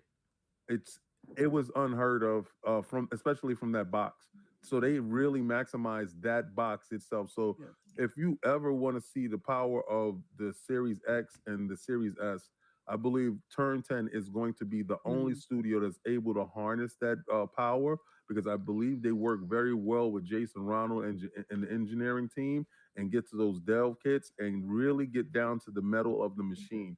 And when they said that they were stripping off all the old tech and starting from the ground up, that means that they didn't want to use any of the old information, because they wanted to use these new machines to the fullest of the capabilities. And I think when we see it, because we always judge our new machines by whatever racing game it is, because racing games usually show the potential or close to the potential of the machine. This game is going to be it, and it's going to show the potentials of those boxes. What will help though also is that Playground, who works on Horizon, they are sharing the tech also. And what I know is that they, let's say, both work on several things, and then they show it to each other, and then they optimize it as well. So they're actually helping out. So if Forza Horizon gets better, then Forza Motorsport automatically also get better, right? So the sharing the tech and make each other better. And I think it's also, that's the good part, I think, with those teams. I think it's also an internal competition wanting to be better than the other team, right? Because Forza Horizon put the bar like mega high, right? Graphically, gameplay-wise, etc., etc. So I think the Turn 10 studio wants to be up par as well, because the Horizon studios delivered, let's say, hit after hit. You know, you remember that? But I still remember your reaction when they showcased that off when at E3. That was your reaction was just like, holy shit, holy shit. If it really looks like this, you know, and if they really implement motorsport, let's say, things in it, then it can be a sublime title for sure. But I'm a little bit in doubt, because my whole confidence in the Microsoft studios at the moment is practically zero, right? And I first need to see, and like I said, if they can take 6 years of time to work on a title, but it better be damn good when it releases. Or else they get I think many people feel like you. I feel like many people feel like you. Xbox has kept or promised for a long time that a lot of stuff, things are going to change. And when you look at a lot of things objectively, I get why people are disappointed in Xbox. I do get that. The problem that I have with them is, in theory, their future looks super bright. Yeah, we have this pipeline of 15 plus announced games, all AAA, all should be like super high quality, and all have been in development for 6+ years. So they must come out really soon, you would assume. Then I go back and look at my Xbox in 2022 video I did about a year ago, and I was like, oh, 22 is gonna be the most incredible year Xbox has ever had. We're gonna get Redfall, we're gonna get Starfield, we're gonna get Stalker, we're gonna get this and that. Wolfenstein. Realistically, it should have come out by now. So that's my point. But the thing, and that is what the wait till next year and then only bring out Forza or Gears or Halo problem is, even if it's going to change next year, and I have the feeling, I mean, at some point those games have to come out, but it will take Xbox years. And I'm not talking 1, 2, 3 years. I'm talking more like 7 to 10 years to gain the same mindshare that PlayStation has. Where they can, when people can rely on what Xbox is delivering, because consistency has been their biggest weakness. They, across their entire history, they have always had certain phases, 1, 2, 3 years in a row, where they were on a row, and you were like, okay, now they bring the fire and they bring what a Microsoft can do to gaming. And then for some reason, they always screw things up. And that's, it's what it is. And look at 21, they had like, they won the Publisher of the Year award from Game Metacritic with the highest score any publisher has ever received. And then they don't release one single game for 15 months. Exactly. Like, no, they still drinking, they still celebrating. Yeah, they're still celebrating. That's the problem with Xbox. Their ups and downs, and like I have the feeling, But why do 23, you- 24. Wait, I see. I can't Yeah. let you get away with what you just did. Yes, Right? go get him, Okay, King, get him. because Yeah, you please. said we sit here, we let Sony get away with the crap that they've been getting away with, and you claim that all these games is great games. No, it's just regurgitated nonsense. Most of them is remasters and remakes of the same game, right? Yeah, Because you can't Or tell glorified me remasters that that, are yeah, glorified, supposedly remakes. same formula on every Definitive- game, Same, right? same formula, Right? Same for I'm But- no doubt. But Let me they've been hold on. consistent with let me that. get you. Hold on, You said Boxy, it's hold Hold on, consistent, right? Boxenberg. Hold on, Let me Boxenberger. get Calm All down. right, so you said in 2021, Microsoft won Publisher of the Year. What did Sony do? They felt like 2022 for Microsoft, yes? No, I wouldn't say that, because last year they at least had Returnal, they had Ratchet and Clank. It wasn't their best year. It was not their best year. But it wasn't as what did empty as Microsoft Xbox release this year? 2022. Didn't they release 2 games this year? I can count one, which is Which one? Pentiment, because Grounded, you No, can you're not count gonna- Grounded, but no, no. Grounded, we've been playing that for 2 years now. It's official release. Yeah, And good. Pentiment did score in a 90 Metacritic. I played Grounded 2 years ago, so as much as I love the game, That was your fault. I've been playing that for 2 years. Yeah, You should have waited till it released. Messy. Messy. yeah. But see, listen, what I'm telling you is I understand exactly what you're saying. And we judge Xbox way more harshly than we judge Sony. Sure. Completely. Because obviously, wanna because say- we are more passionate about the brand, and that's why we always are more critical about the brand. That's goes hand in hand. No, what it is Xbox people are kumbaya people. Right? Oh, be nice, be inclusive. Right? When we get a hit, we don't care to run to Twitter and talk about, oh, it's a hit. We don't care because we're playing our game, right? Yep. PlayStation guys, as soon as they get a hit, they want to rub it in your face. God of War is back, and he still Yep. can't jump. but After an it's hour of back. playing it, they're tweeting about it Yeah, for the but- next but 5 King- hours until they go back to playing it. Yeah, Thank you have an 8-hour game, and then you have to do something. That's all. Play one hour of God of War and 8 1 hours hour, of go playing tweet. Twitter. So No, but the mentality of it. I wonder if they've got the platinum award for Twitter. Every PlayStation fan has already got all the trophies on Twitter. Because I got the platinum for God of War. So is Dutch.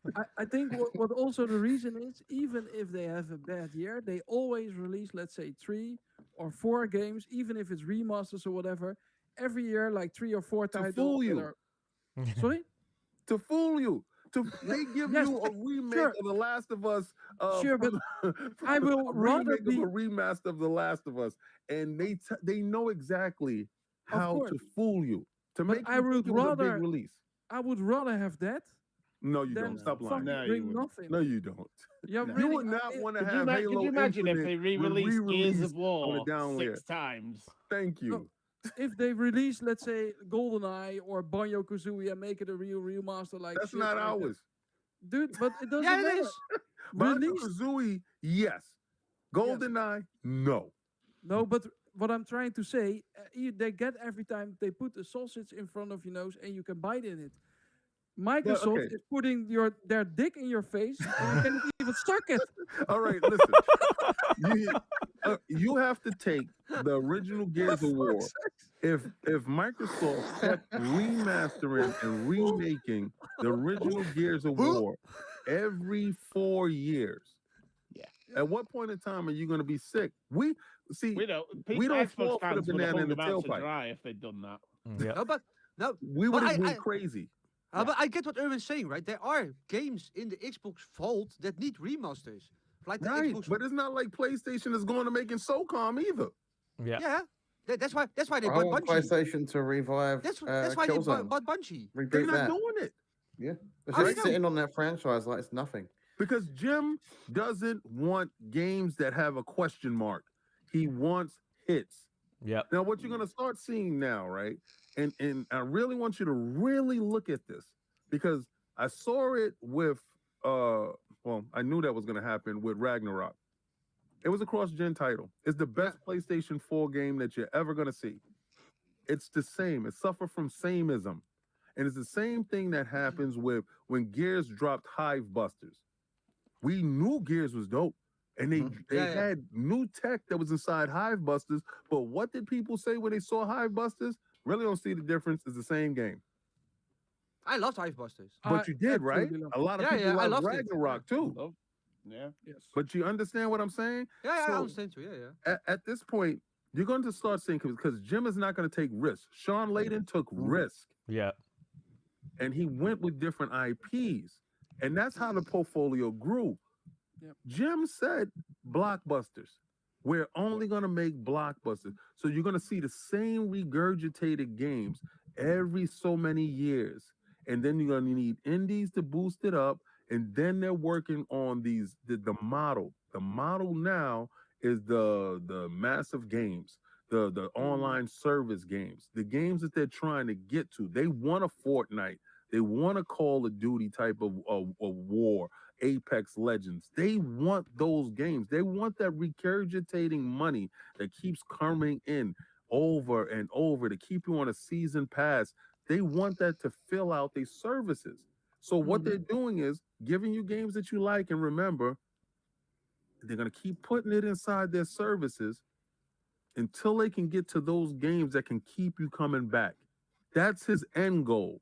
I already see it. He already said it. 25 of those games and 10 of those games are games of a service. And the other 15 games is remakes of Spider-Man and other games that they Last of Us remake, Oh. remaster, remake. Right. Paul Definite AFC edition in the director's chat- cut. Paul AFC in the chat says, just remember, King is 98% of the right, all of the time. So, Yeah, but can we please go on with Boxenberg? Because he was about to explode, man. I was going to say, No. I time out. love Boxenberg time because out. I watch all his videos, and he always comes with an angle that I didn't see. Right?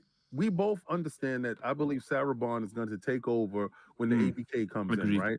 And at the same time, they're going to hire more and get this, more women in leadership just for the ABK, because that More is necessary from what they came from, Absolutely. right? And it's going to be a great PR move. Now, do I want to lose Sarah Bond from Game Pass? Hell no. I want to know who you're going to put in charge of Game Pass, because under her, Game Pass has flourished to a level that you weren't getting high on life and stuff like that in the beginning. You weren't getting certain deals. But Sarah Bond is in Japan right with Phil, and they're working very hard, and she's getting these deals done. Yeah. Right? So when it goes to ABK, she needs to bump up. She needs to have the CEO type of a position over this group, and is a good look, but she needs more females of leadership to run that big company. Yeah, but before she goes to ABK, I want her to go to Square Enix first, because we need the fucking Final Fantasies on Xbox. So, Sarah Bond, It ain't go gonna to Square happen. Enix. It ain't Okay, gonna happen. okay, you have her Sony number. got Call their her. ain't hands getting in it, their mate. pocket. Honestly, Vin, I thought you was going to say you want them to go to Sega. Yeah, no, Yeah. that's How a done deal. Hey, That's done Jim deal. Colors are Yeah, coming that's out done now. deal. Yeah, Skies That's Decay a is coming to done deal. Xbox. Yeah, that's done deal. Oh. See, King is 98% of time right. I agree with King. I have no doubt that Sarah Bond is gonna take over. It's gonna be her step she needs to take to eventually take the shoes the same position that Phil has. I doubt She's she'll have event- that. Pardon me? I said I doubt she'll have that. And I'm just saying that You think she won't no. take over after Phil? Mm-mm. No? Nope. Who's gonna Who do will? that? Yeah. There's other people in line. Like Who? King Matt David. Booty? the reason David. the reason why, and the reason why I say this is because the world we live in. All right, and I can leave it at that. So a lot of us men know what I'm saying. All right. It sucks, but I believe Matt Booty would be first. And I know you're saying that I don't see what Matt Booty does. It Right. doesn't matter.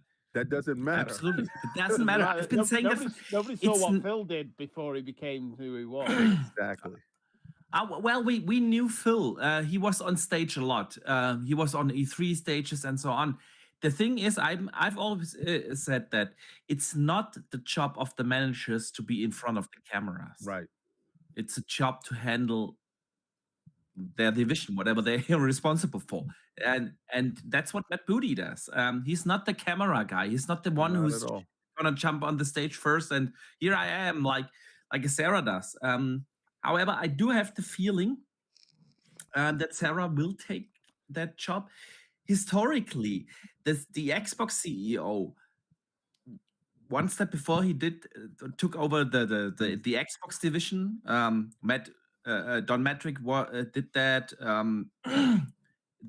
What's the EA guy's name? Yeah, I know who you're talking about. Yeah. From you know, Liverpool, about the one who got the tattoo on his arm of Halo. Yeah, exactly. Yeah. They all let the Xbox first party studios. That was always the job you had to do at least for a year or so before you become head of Xbox.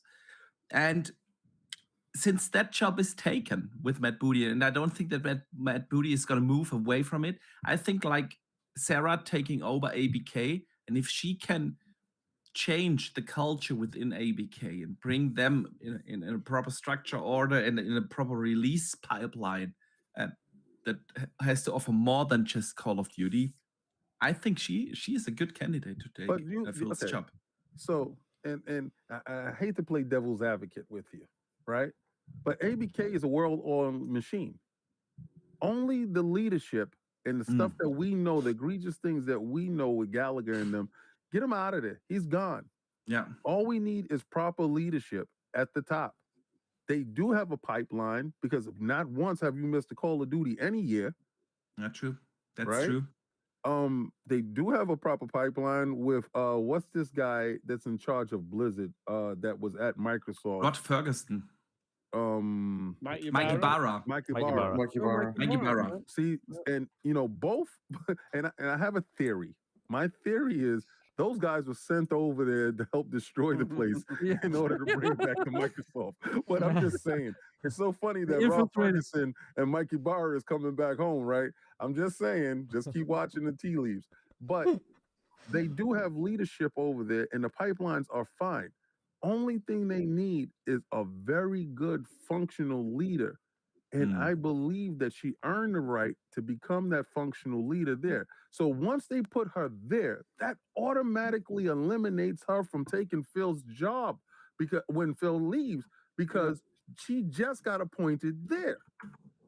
So she won't be in line to get that job here. You won't jump from this pay grade to that pay grade to this pay grade in that short period of time unless it's dysfunction.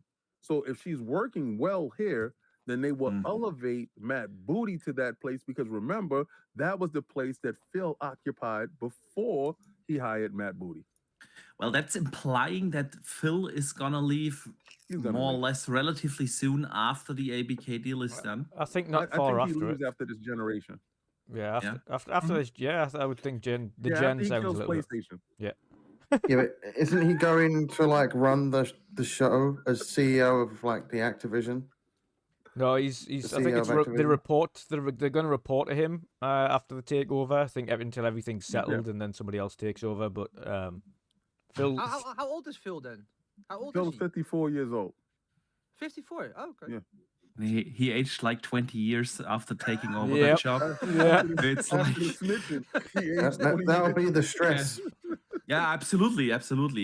That's why you don't do these jobs like forever. Yeah. You're not gonna. It's not a job you do for like 30 years. It's too much stress. Stressful. Are we getting it's there? like whenever you see like a president like take the role, 4 years later they look so old and worn See out. what Obama looks like right now, right? Yeah. He looks like walking half dead. Great, real quick. Absolutely terrible. He was on the screen, and I said, "Who the hell is that guy?" That's Peter Moore Irwin. there. Peter Moore That's, was that's, after Ir- that's running, Irwin. after running Xbox. Peter Moore then went on to manage Liverpool football. Which I mean, if there's a job where Peter Moore, that's his Yes, name. Peter Yeah. Moore. Yeah, Well, right. look at me after they started the ABK stressful deal. jobs, managing and running a football team. Those people are relentless. You make one screw up and they come for you. They're out for blood. Yeah, That's right. Oh, But man. They're just like fanboys. Yeah. Maybe they could get the Peter Molyneux back from. No. See, those were the good old days where they were spending money and throwing money around. Yeah. Right? Those days is over. And I know they're gonna say, yeah, they throwing money at 70 billion, King. They've never done that in the past. That's money on the books. I'm talking about money to do these shows and stuff that they was doing before. E3 is a little bit different now, and I've noticed when different people are in charge, different allotments are made. So, yeah, really different stuff. Yeah, absolutely. I do want to get our most anticipated for next year as well, though, and briefly speak about the Game Awards, because there was quite a few games announced there, and quite a lot. And this is where Sony did show up, even if the head of Sony did not. They did have a few games announced, including, of course, Kojima's follow-up to Death Stranding, which was Death Stranding 2, which, believe it or not, actually looked much more interesting than the first one. Far more interesting. It looked like it had a whole range of combat. It didn't look like it revolved around delivering items all day long. It actually looked pretty interesting in comparison to the first Death Stranding, which is good Death to Stranding see. 2 looks really intense compared to the first one, which looked really slow and boring, in my opinion. Yeah. Of course, we got Ken Levine's next game as well, Judas. Of course, Ken Levine behind the BioShock saga. And that looks ultra interesting. Hades 2, of course, got an announcement. The long-awaited FromSoft Armored Core got announced as well, Fires of Rubicon, which just reminded me of the drink, not anything else. It was somebody at EGX giving that stuff out at the end, and then by the end of the night, so few people had taken it that the woman was coming around trying to give out 6-packs to people. Just take it. We don't want to take it home with us. Yeah. The awesome inclusion, of course, of another big character for Cyberpunk's next expansion, Phantom Limited, which was Idris Elba. Of course, I can't wait for that. Huge That's gonna be so Hollywood good. name for that one. So it looks awesome. We did have the confirmation though that Idris Elba isn't the playable character; he is just a side character. But it's certainly going to be interesting. It's very misleading because it makes you think you're going to be playing as him. Yeah. All right. I want to play with Eldris. Pause. Let me in. We got the much anticipated Jedi Survivor trailer and confirmed that it is releasing in March. Yeah. Diablo 4's release date eventually, of course, in June 2023, 6th of June. Street Fighter 6 launches on the 2nd of June 2023. Both Gamepass. That look good. Yeah. Suicide Squad Kill the Justice League will include Kevin Conroy, of course. R.I.P. to Kevin Conroy. Appearance as Batman. Yeah. And new release date revealed of Call, which is May 23. So loads of release dates here. Tekken 8 also confirmed. No release date, of course, but Tekken 8 has been confirmed. Horizon Forbidden West is going the same way as Cyberpunk and only having the DLC as next gen only or current gen only for Burning Shores. Ditching the So for all PS4. you PlayStation dudes who brought it, sucks to be you. I still have zero interest in that franchise. I only played less than half in the first game. And for the millions and millions that got it, you won't participate.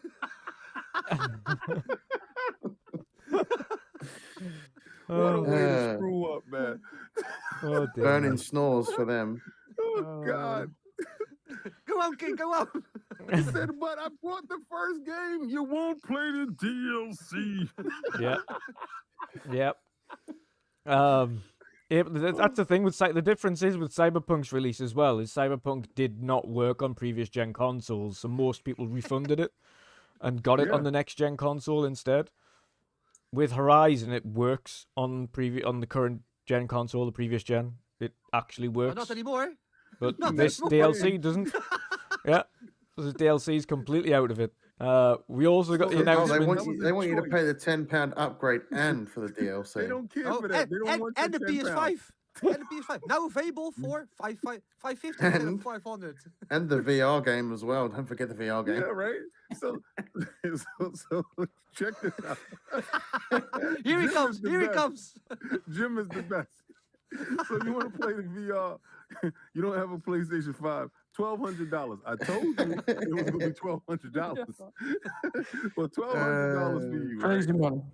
And if you want to play this DLC and you don't have a PlayStation 5, $700.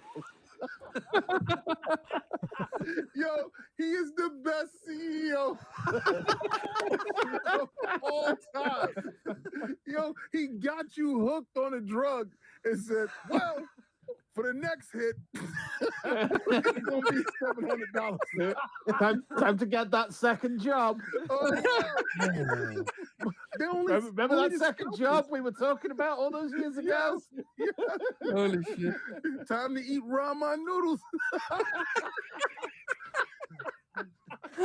Listen, it is the greatest power move that you've ever seen. Could you imagine all the people that brought Halo and they said, well, to get the co-op, I know we promised you couch co-op, but it's gonna come in the next patch. But if you don't have this, you won't be patching that. That kind of sucks bad, man. Best CEO ever. God bless. Can you imagine We though, believe that in had been Phil, generations. If Phil had come out and done that. Oh, PlayStation for the payers. no, not one person raised a stink. Nope. Not No one. one. Didn't Yep. see a single person. They all Actually, all anything of like them, that. all of them brought up Cyberpunk and just said, "Well, Cyberpunk's doing it." Yeah, but Cyberpunk isn't a singular platform. Cyberpunk is multiple platforms. There's a reason for them to do it because the first one literally did not work on previous gen. It was a mess. It was slow. It was cumbersome. They've had to dial back everything to get it to even barely work on the previous gen console. It was like sub 30 frames. It was like 23 frames at best, even when it was corrected. So, of course, they're going to ditch it. But Horizon run fine on the PS4 Pro after its initial patch. It runs. It works. It did make your PS4 sound like a jet. It does. It makes it take off, but it works. But the question is, what is so impossible in the DLC that it can't run on a PlayStation 4? Yeah. SSD.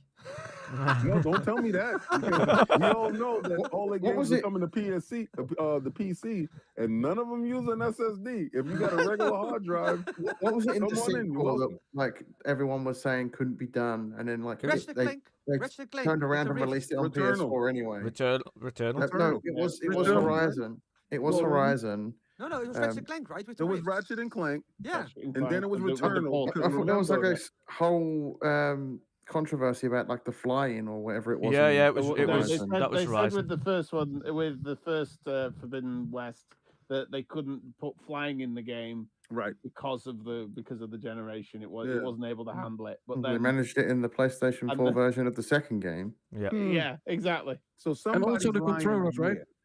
here, right? And then they said Returnal needed the SSD, the power of the SSD, in order to make fast respawns after you die. Yeah. Yeah, So not to make you wait so long. But lo and behold, PC version. Ratchet had those portals like so ridiculous because they were all scripted. Yep. oh It my was like God. you didn't use those portals in like I was gonna say the free gameplay. I was going to say the funny Yeah. thing was, Boxy, is like literally in Psychonauts, you've pretty much got identical things because there's like only Same gateways that go through to entirely separate realms. Yes. But in Psychonauts, I say Psychonauts took it a step further because Psychonauts had those portals in gameplay. Yeah. The difference is the game does not know where does the player go next. So if you step through that door in Psychonauts, the game had to load the things. Like the portals in Ratchet were all in like quick time events. So the game knew exactly when you have to make the transition to the other world. So of course you can preload stuff in the background. That's the thing. It was technically really not that impressive. Ratchet and Clank. Sorry, can I just also say, Paul AFC in the chat has also said Titanfall 2 with that time shift bit. That level was equally as good, and that was on for the Xbox One. And PS4. So we really need a Titanfall 3. Don't forget Quantum Break, eh? Don't forget Quantum Break. Right. With the world ship sometimes. Wasted time, and you went back to the whole level again. Yeah. I want them to remake that, remaster that, please. Give it to me. Yes, please. Or please. But also the TV show, even the TV show that was between, the levels, that was fucking awesome, man. Yeah, Quantum Break was super. Sorry, Dutch. We hijacked. It's okay. It's all good. We hijacked 2023. Sorry. It is all good. It's all good. PlayStation with the DLC thing. I'm so sorry. To be fair, after that we've got a list of third-party games. So we got Crash Team Rumble, another 4v4 multiplayer game coming in 23. Warhammer 40,000 Space Marine 2, which looks absolutely awesome, by the way. I'm slightly wary of it though because the previous Warhammer games have not released very well. So fingers crossed this one releases in better state. Celeste Celeste creators have releasing another new game called Earthblade, which looks awesome. Bayonetta Origins, Syriza, and the Lost Demon was also looking quite a shift from Bayonetta's usual path and looked quite interesting. Hellboy, of course, is getting its stylish video game adaptation there as well. That looked really good. Web of Weird. And Crime Boss Rocky City. Dear God. Cringe for me. Cast including Chuck Norris, Danny Trio, Vanilla Ice. Chuck Norris. Chuck Norris. That's like when you order Chuck Norris on Wish. And Chuck Norris. Danny Glover, Kim Basinger, Vanilla Ice, Danny Trio, Michael Madison. Chuck Luggage. Dear God. Lords of the Fallen gets it. It's gone. The rails. It's off the rails. We've gone. It's gone. Another one to bring it back on the rails though for a very short moment. Last of Us 1 remake gets PC port. Returnal also gets a PC port. PC? Which remake?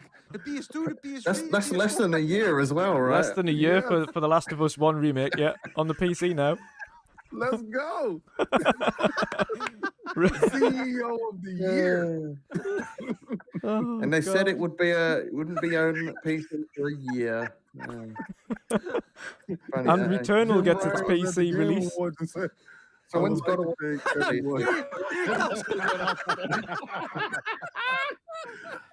I really would like to thank everyone for voting me CEO of the year. Yes, if you want to play that DLC, yes, it's true. It's true. The rumors are true. I still can't get over that kid that stepped up on stage and started talking at the Game Awards. That was so random. That was absolutely dangerous. Security risk, man. Security risk. That should never ever happen. Exactly. Ever. And I'm pretty sure that next year the security will be super tight because you never know what these lunatics are thinking in their head at any point in time. That was absolutely dangerous. I saw it the next day because I don't watch Game Awards. But the next day I was just like, that's horrifying, Yeah, but you know what the funny thing was? 3 days later or something, you already had Bill Gates in Elden Ring. Have you seen that? It weren't even 3 days. It was literally the morning after. He was already in the game. Someone put him in the game. How do people do that, man? In 3 days. I thought he was in the game before. What was that big fat guy with all the skin?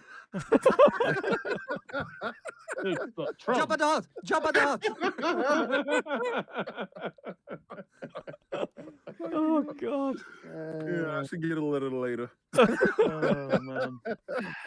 It said your internet will never work again. What? Oh, a big one though that everybody I think is looking forward to seeing is this new Transformers game, Transformers Reactivate. Yes!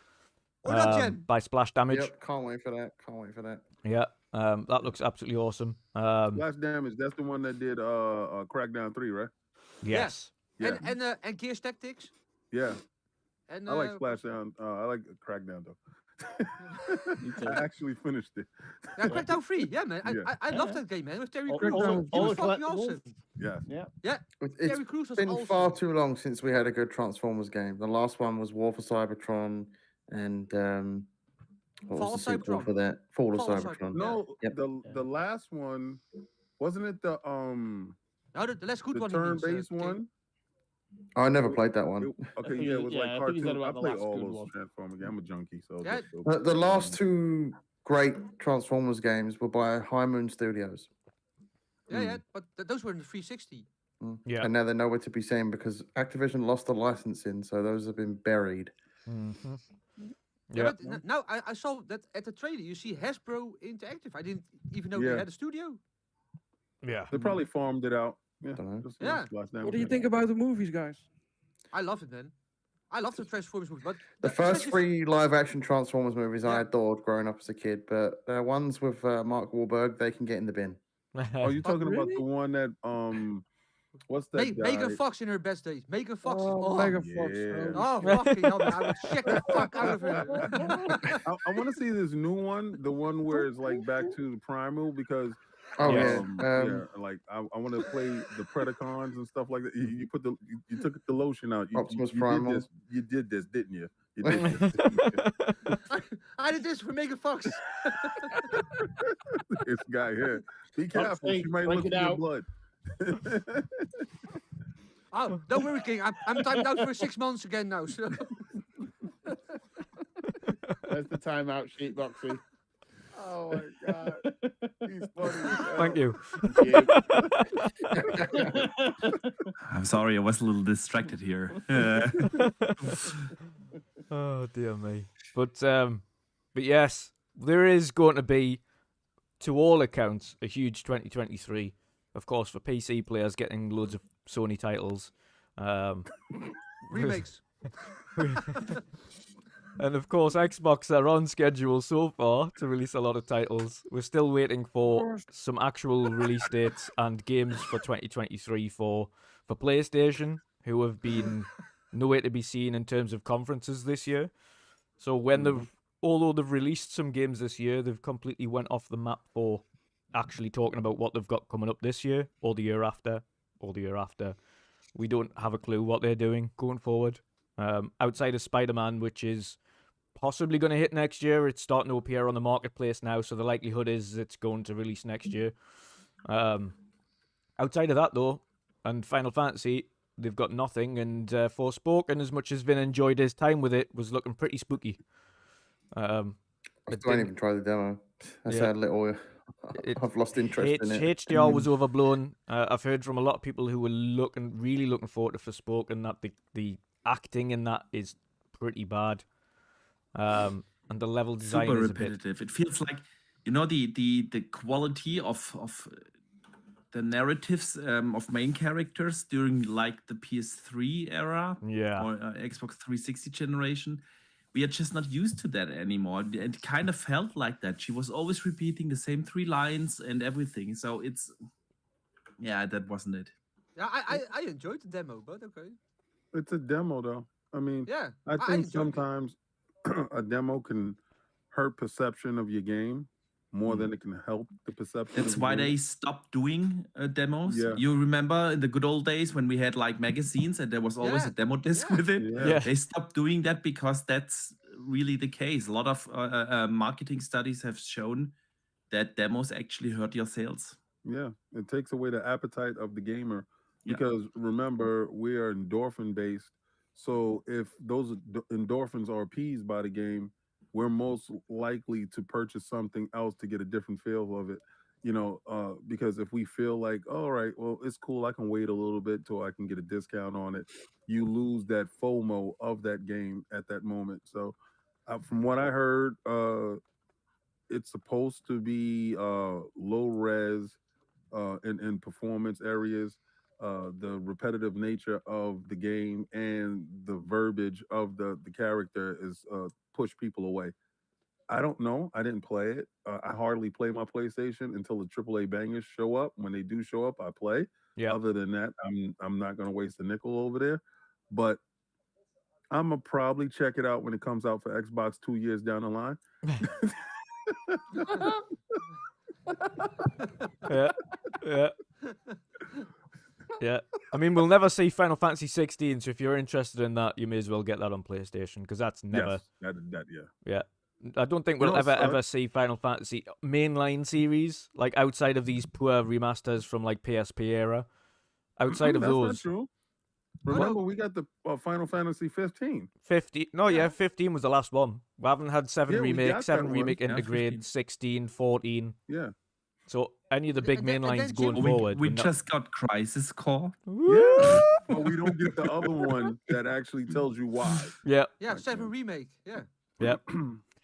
So, but yeah, it's outside of the messiness from both PlayStation and Xbox for 2 separate reasons. One doesn't show up for any conferences, and the other one doesn't release games. So, outside of those messiness, next year is a bit different. Again, like I say, we still need to see what Sony's actually going to bring out next year outside of Spider-Man. For themselves, first party, I'm not including Square Enix. As much as that's exclusive, it's still not first party. Yeah, it is. No, it's not. Last time I checked. Yeah.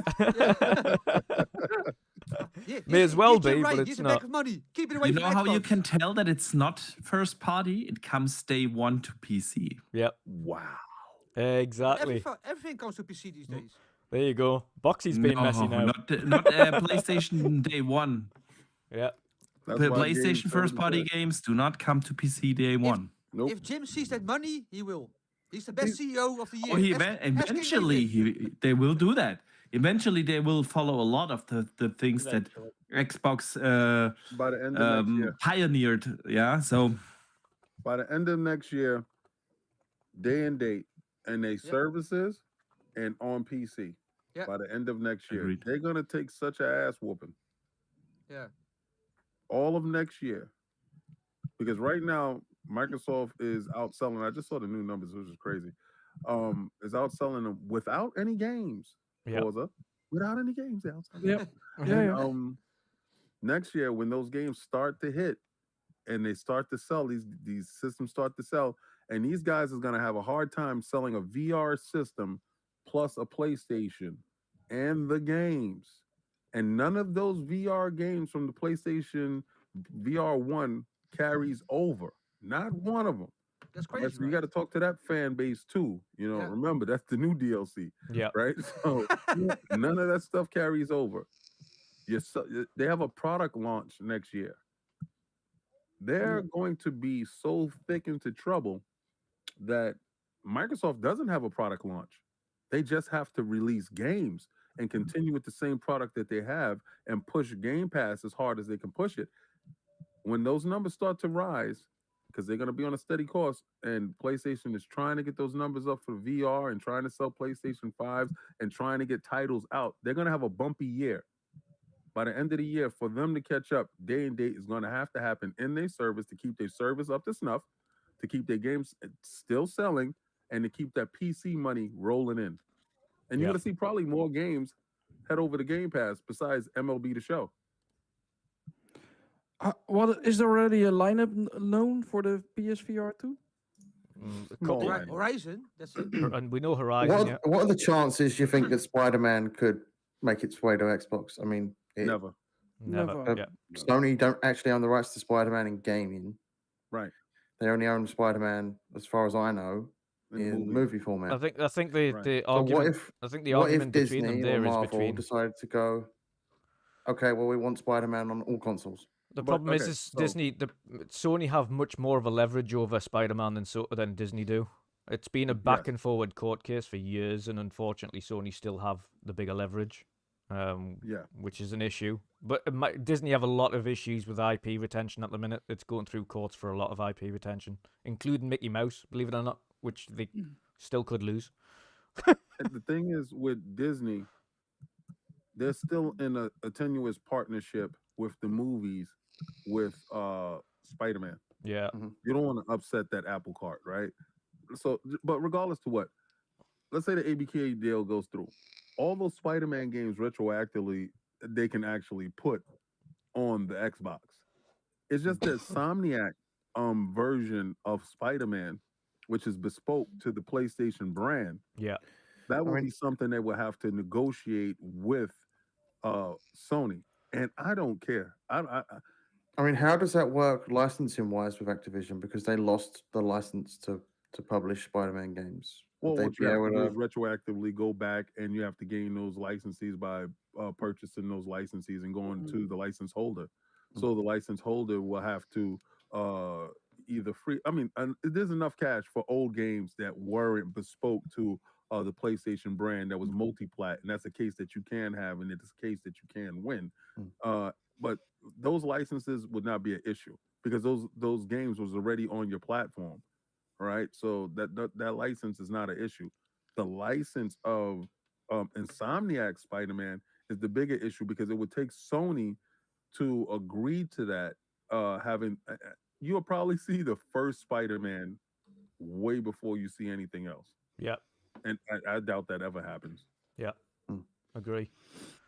Erwin, I know you have to shoot off, brother, because you're super tired from work, and of course it is the first time you've been on a podcast for a long time, so you'll no doubt be even tireder. This is the first. But it's been awesome to have you back. Before you do shoot off, though, I want to hear your World Cup. Yeah. World Cup as a coach. Van Gaal. I want to hear your most anticipated games for 2023 before you shoot off. Man, I'm not really aware of what is coming besides the game that we already talked about, right? Yeah, Forza. So if Spider-Man is releasing, then I would like to play that, but I don't know if it's releasing on the PS4. If it does, then I will get it on the Pro because I don't feel the need at the moment to buy a PS5 still. Yeah. To be fair, and I think the Pro, I got an SSD in it, and it actually is quite decent. Yeah. With that, of course, games do look a bit better. Of course, it do load a bit quicker. But to spend like more than 500 euros, let's say, on a PS5 alone, and then all the other games and etc. I don't see that happening the next year. So I will probably try to buy the games on the PS4 Pro, and then Xbox wise, let's hope Starfield releases then next year. Yeah. Let's see if maybe Halo brings some cool updates that get me back in also, right? And of course, Forza Motorsport. I know for sure if that game releases, that's probably the only game that I'll play the rest of the year because I'm so looking forward to it. And sometimes I do play Horizon still, but also not so much. But I set the course really shite on Series X. So I have nothing really to play racing game wise. So I'm really looking forward to Motorsport and really to see what has they been cooking, and if it's really so much different than what it was in the past. So cannot wait for that one. But besides that, I really don't know what's really cool to look forward to. Yeah. Maybe as a surprise, like Hellblade 2, that would be freaking awesome. Yes. That will be the cherry on the cake, the end of the year. Yeah. That nobody expecting, and then bam, suddenly they come out of it and they announce it at E3 or whatsoever. The marketing was actually in the UK, this week and also last week, I believe. Yeah. So probably stuff is going on because when those dudes are going there, there's most likely to say, okay, where's the progress? Which plans do we need to make for marketing wise and etc. And I can see actually for next year that could be the case then for the holiday. For do you think Ninja it's going to be the holiday release, the big holiday release? Yeah, I think so. Yes, fingers crossed. And they're not there for a reason, eh? No, Yeah. in this period also. So they probably have things to market for the upcoming year because they need to make their budgets. They need to make the plans for the next year, let's say. So I really do think that next year Hellblade is coming, but probably at the end of the year to top it off, let's say. Yeah. Oh, I'd love So, that. I'd love that. yeah. But More or less that, and yeah, if I forget maybe games, then it's probably I'm not so involved in the whole gaming. at the moment, yeah, stuff lately. work's got you No. down. Yeah, works and like I said, family stuff, and also seeing now with the World Cup and also political stuff that I'm getting more interest in because it's one big shithole in the Netherlands. Yeah. Yep. So that's also got my interest because of frustration, let's say. Yeah. But it almost feels like Xbox. Yeah. Awesome stuff, But brother. yeah, but it's good to see you all, guys, and it was a great surprise that King David was on the show. Seeing him, always lovely. So good to see you guys, and I got to head out because tomorrow morning I'm actually cringing, So I wish Microsoft employees took an example. Then you get shit done, bitches. No, it's been a blast having you So- back again, Owen. So thank you for joining us to See you in obviously to 6 months celebrate again. 100. Yeah. See you Till in one 6 months again. till one game releases, then I'll come back. And You want episode 200? Where Forza finally releases. Yeah, exactly. Yeah, no, I will be on, but not every week, or maybe once a month, or maybe once in the two. Yeah, do it. Just depending on what fits and etc. But for today, I couldn't really miss out, even though it was a mega long day. It was the 100th show, and I was there on the first one as well. So there was really a big need to come on and to see you guys and to support you guys as well. So But your English grew, since that first episode. Yeah. yeah, and you're decreased. So shout out to Hal. And it's good to see Serious Broody Burger again. Yeah. Eating also. Raging Burger. Raging Burger. No, it's been a blast, Oh, brother. you- It's you been mute it's that. been Raging awesome having Burger. you here. So it'll be Boxburger, du bist muted. It always happens. No, Erwin, it was great seeing you, man. We miss you on the show, but of course, I understand that there are other priorities in life. So, Yes. I will Yeah. be on your show anytime soon. If you want me, then let's try to arrange that. I am free from, let's say I still work next week, but then I'm 2 weeks off. So maybe in the meanwhile or something like that, that would be awesome. that awesome. would be awesome. I'll get in touch with you, man. Yes. Woo! Awesome. Perfect. There we go. And Always King, great if to you're see gonna you. freak out next year because Xbox not delivering, please Oh invite my me to the God. show. We will freak out together, mate. Yes. All Oh, three yeah. of us. Absolutely. Okay, adios, guys. Have a good See you one, later, brother. Owen. It was good to see you, Bye, mate. How? And then there was 6. Let's get our other most anticipated for 2023. King, I do want to start with yourself, brother. You, much like a lot of us here, are a multi-platform holder. You've got the best of everything there. What are your most anticipated titles for 2023? Skyward Sword 2. No, I'm just joking. Peppa Big 2. Zelda Breath of the Wild 2. Or whatever they plan to call it. Hopefully that releases next year, so I can actually turn my Switch on. You don't play PlayStation Pokemon. VR. What you about to say? You don't play Pokemon. Everybody's playing Pokemon. No. Tears of a Kingdom, I think it was called, wasn't it, or something like that? Yeah, they changed the name.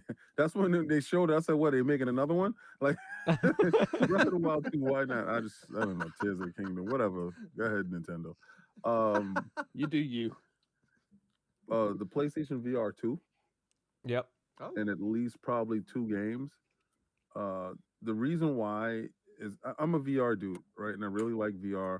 I have the Quest 2. Yeah. I want to see the power of the machine itself, because technically speaking, for the price, it's probably the most powerful headset that you're going to get in that price range. Mm-hmm. And it's only because the actual horsepower is being offloaded from the PlayStation 5. So I want to see if they're going to I want to see if that like Forbidden West um, VR game is going to be uh, their killer app Yeah. per se. Usually they have probably 10 games, and it's cool for me because I don't use the VR that much, but I do want the tech because I do want to experience what they're going to put out. I did have a good experience with the first PlayStation VR, so I hope to have equally or greater experience with the PlayStation VR 2. Spider-Man, definitely. I probably couldn't pre-download that game fast enough Yeah. when it becomes available. And I will probably just don't go to work that day and tell everybody they can have the day off. I don't give a hell, and play that game until I collect all the book bags. Um, and Game Pass, I can't say any one game from Game Pass is because sometimes Game Pass throws a curveball at you. Like I didn't know I was going to be playing Vampire Survivors in the way that I'm playing it. Right? You couldn't tell me that that game was going to do what it did. I Yeah. heard it. I heard people say it. I didn't believe them, but when I started, I got 109 secrets or whatever out. So yeah, the level of addiction is really crazy in that game. So it's Game Pass as a whole because I can say Starfield, it's in Game Pass. I can say Redfall, it's in Game Pass. Yeah, I can yeah, say Forza, it's in Game Pass. So really, Game Pass as the vehicle, that's for me. Now the other games that are third-party games, I'm looking forward to the Transformers game, Reacted. Oh yeah. I'm Yeah. looking forward to Reloaded. I'm looking forward to the Hellboy game. Yeah. What was that? Blue. It's a Bandai Namco RPG. Oh, I know which one you're talking about. I've forgotten the name of it as well. That was Yeah. announced at the Game Awards as well, wasn't it? Yes, that game. I believe Bandai Blue Namco. Protocol? Huh? Was it Blue Protocol? Yes, Blue Protocol. Yes. I believe Bandai Namco is the new Square. Yeah. Yeah. Yeah. I think they have a hand and a feeling of the pulse of the RPG, Japanese RPG community. And I think they're getting those old school JRPG feel games out the door. And it's just like, I mean, Square kind of lost touch when they started to go into these swords and this ancient medieval stuff. It kind of like distanced me from exactly what they were used to. Yeah. So I believe Bandai Namco has taken up that mantle for that. That's exactly what I've been saying as well, though, King. I said that like the I don't know what it is about the new Final Fantasy directions that they're going in, but this weird medieval kind of area isn't it? Not for me. Yeah. If I want medieval games, like Kingsfield type of games and stuff like that, there's other games that I have that actually do it way better than that. Yeah. For me, I don't need the fantasy aspect of it. If I want to, sword and shield, I'll play For Honor, Yeah. type of games. So Oh yeah. it's a different feeling for me. So I don't know. But I'm also looking forward to it was two more. Oh, Tekken and Street Fighter. Yeah. Definitely Street Fighter because I think Street Fighter is going to go outside their comfort zone Yeah. to incorporate casuals. And I want to see how they use their robust network in order to do so. And this is the first time that they'll be launching day and date on Xbox and PlayStation. Because remember, Street Fighter 5 didn't. That was like a Sony exclusive. That was a wipe brow moment though, because Street Fighter 5 was a mess. Yeah, well, it started off as a mess, but it finished good. Yeah, if you purchased all the DLC. Yeah, well, it's the same thing with Halo, right? It started off as a mess, Halo Infinite. Exactly. And if you one of those dudes that just got into the ecosystem right now, and you played Halo Infinite, you'll look at everybody like, "What the hell are you talking about? It's dope." Yeah. Right? So I think it's the generation that we live in now with this, we can patch it later, we can fix it later type of idea. And Tekken, just for the story and the lore within itself. I've been a huge Tekken fan since the PlayStation 1. So this is not gonna change. This Yeah. is actually just going to be more of the great of the same. So yeah, that's what I'm looking forward to. Well, awesome. Great shouts as well, and I can't wait to play Street Fighter. There's so many people getting Street Fighter this time round that I'm looking forward to it. It's been a long time since I've been able to have a decent, good game of Street Fighter with people. So I can't wait. As soon as I seen that, and eventually, even though they did my guy Ken dirty, like really dirty, like Yeah. homeless man, lost his wife, lost everything. Like, say, what you doing? Well, he was Why- the golden child, right? Kill him off. Just ruined the Make him a guy. bum. Make him a bum. How golden you feel now? Right? I mean, because for how many years Ryu was the bum, right? And he was the privileged dude with the silver spoon in his mouth. And I'm pretty sure that, Capcom got sick and tired of hearing the same thing and was like, nah, let's make him a bum. Yeah, and they did that. But I'm still gonna play with him. He's still gonna be Yeah, me too. my number one. Absolutely. Oh dear me. Vinny boy, what's your big most anticipated for next year? Well, there's several. Some like King David says, the Transformers Reactivate, that looks brilliant. I fucking loved the whole cutscene, everything, and then it ended with the arms of Bumblebee. You know what's gonna be. I loved it. Street Fighter 6 as well, and also some games that weren't shown, but I seen on your indie showcase that was Sea of Stars. Yes. That RPG that's it's unfortunately not coming to Xbox, but it's coming to the Nintendo Switch and the PlayStation. So I will buy it at one of those, I think. Yeah. But that Sea of Stars looks really, really good. That's a game I'm looking forward to. I hope Hellblade 2 or Fable, one of those, at least make it 2023. That's two games I'm really looking forward to. That's why I play Xbox. Yeah. Of course, Forza Motorsport. And I hope Spider-Man 2. I'm playing the first Spider-Man on the PlayStation 5 now for the first time. I'm really loving it. I think Insomniac is a great studio. And I hope someday they will make a Sunset Overdrive sequel or whatever on whatever system.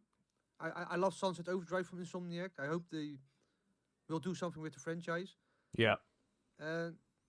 Nintendo-wise, what's the name called? The new Fire Emblem, the Yes. tactical RPG, that looks really Good shout. And I think Advance Wars is coming 2023 as well now. It's been delayed, but on the Nintendo Switch, that looks also really good. I wanted to play it as well. And that's about it, I think. I don't play PC games, sorry, Boxenberger, so I can't say Age of Empires 4 DLC or whatever. But it's coming to console, man. It's coming to console next No. year. Yeah, but is that 4 or not? Because I thought Age of Yeah. Empires Yeah, 2 both was two coming. and- Two and and four. Both are coming to console Oh, next 2 year. and 4. Oh, I thought Yeah, only 2. yeah. Oh, nice. Oh, then I'm gonna play Age of Empires as well. Cool. At least 2, because that's on cloud, right? Age of Empires 2. That's gonna be on the phone. Yeah. Yeah. Think so. Not sure. Mobile, yeah, I think I it think- is. I think it is. Yeah, I Yeah, think Age of Empires okay. 2 is coming to mobile as well. I Yes, love playing mobile. Vampire Survivors on my phone, so I'm Yeah. gonna play Age of Empires 2 as well. But you have to play 4 once that comes to the console. Yeah. But can we play together then? Can I play it versus you? Absolutely. PC versus Xbox. Yeah. Is that possible? Oh, okay. Yes, it is. But I'm also gonna play it on console. I wanna see how they translate it to the controls and everything. Yeah. So yeah. It can be Cannot done, wait. right? I mean, we've seen it on Halo Wars, the series, and Halo Wars 2. Yeah, You can put an RTS on Xbox or City Skylines. absolutely. City The- Skylines the- as well.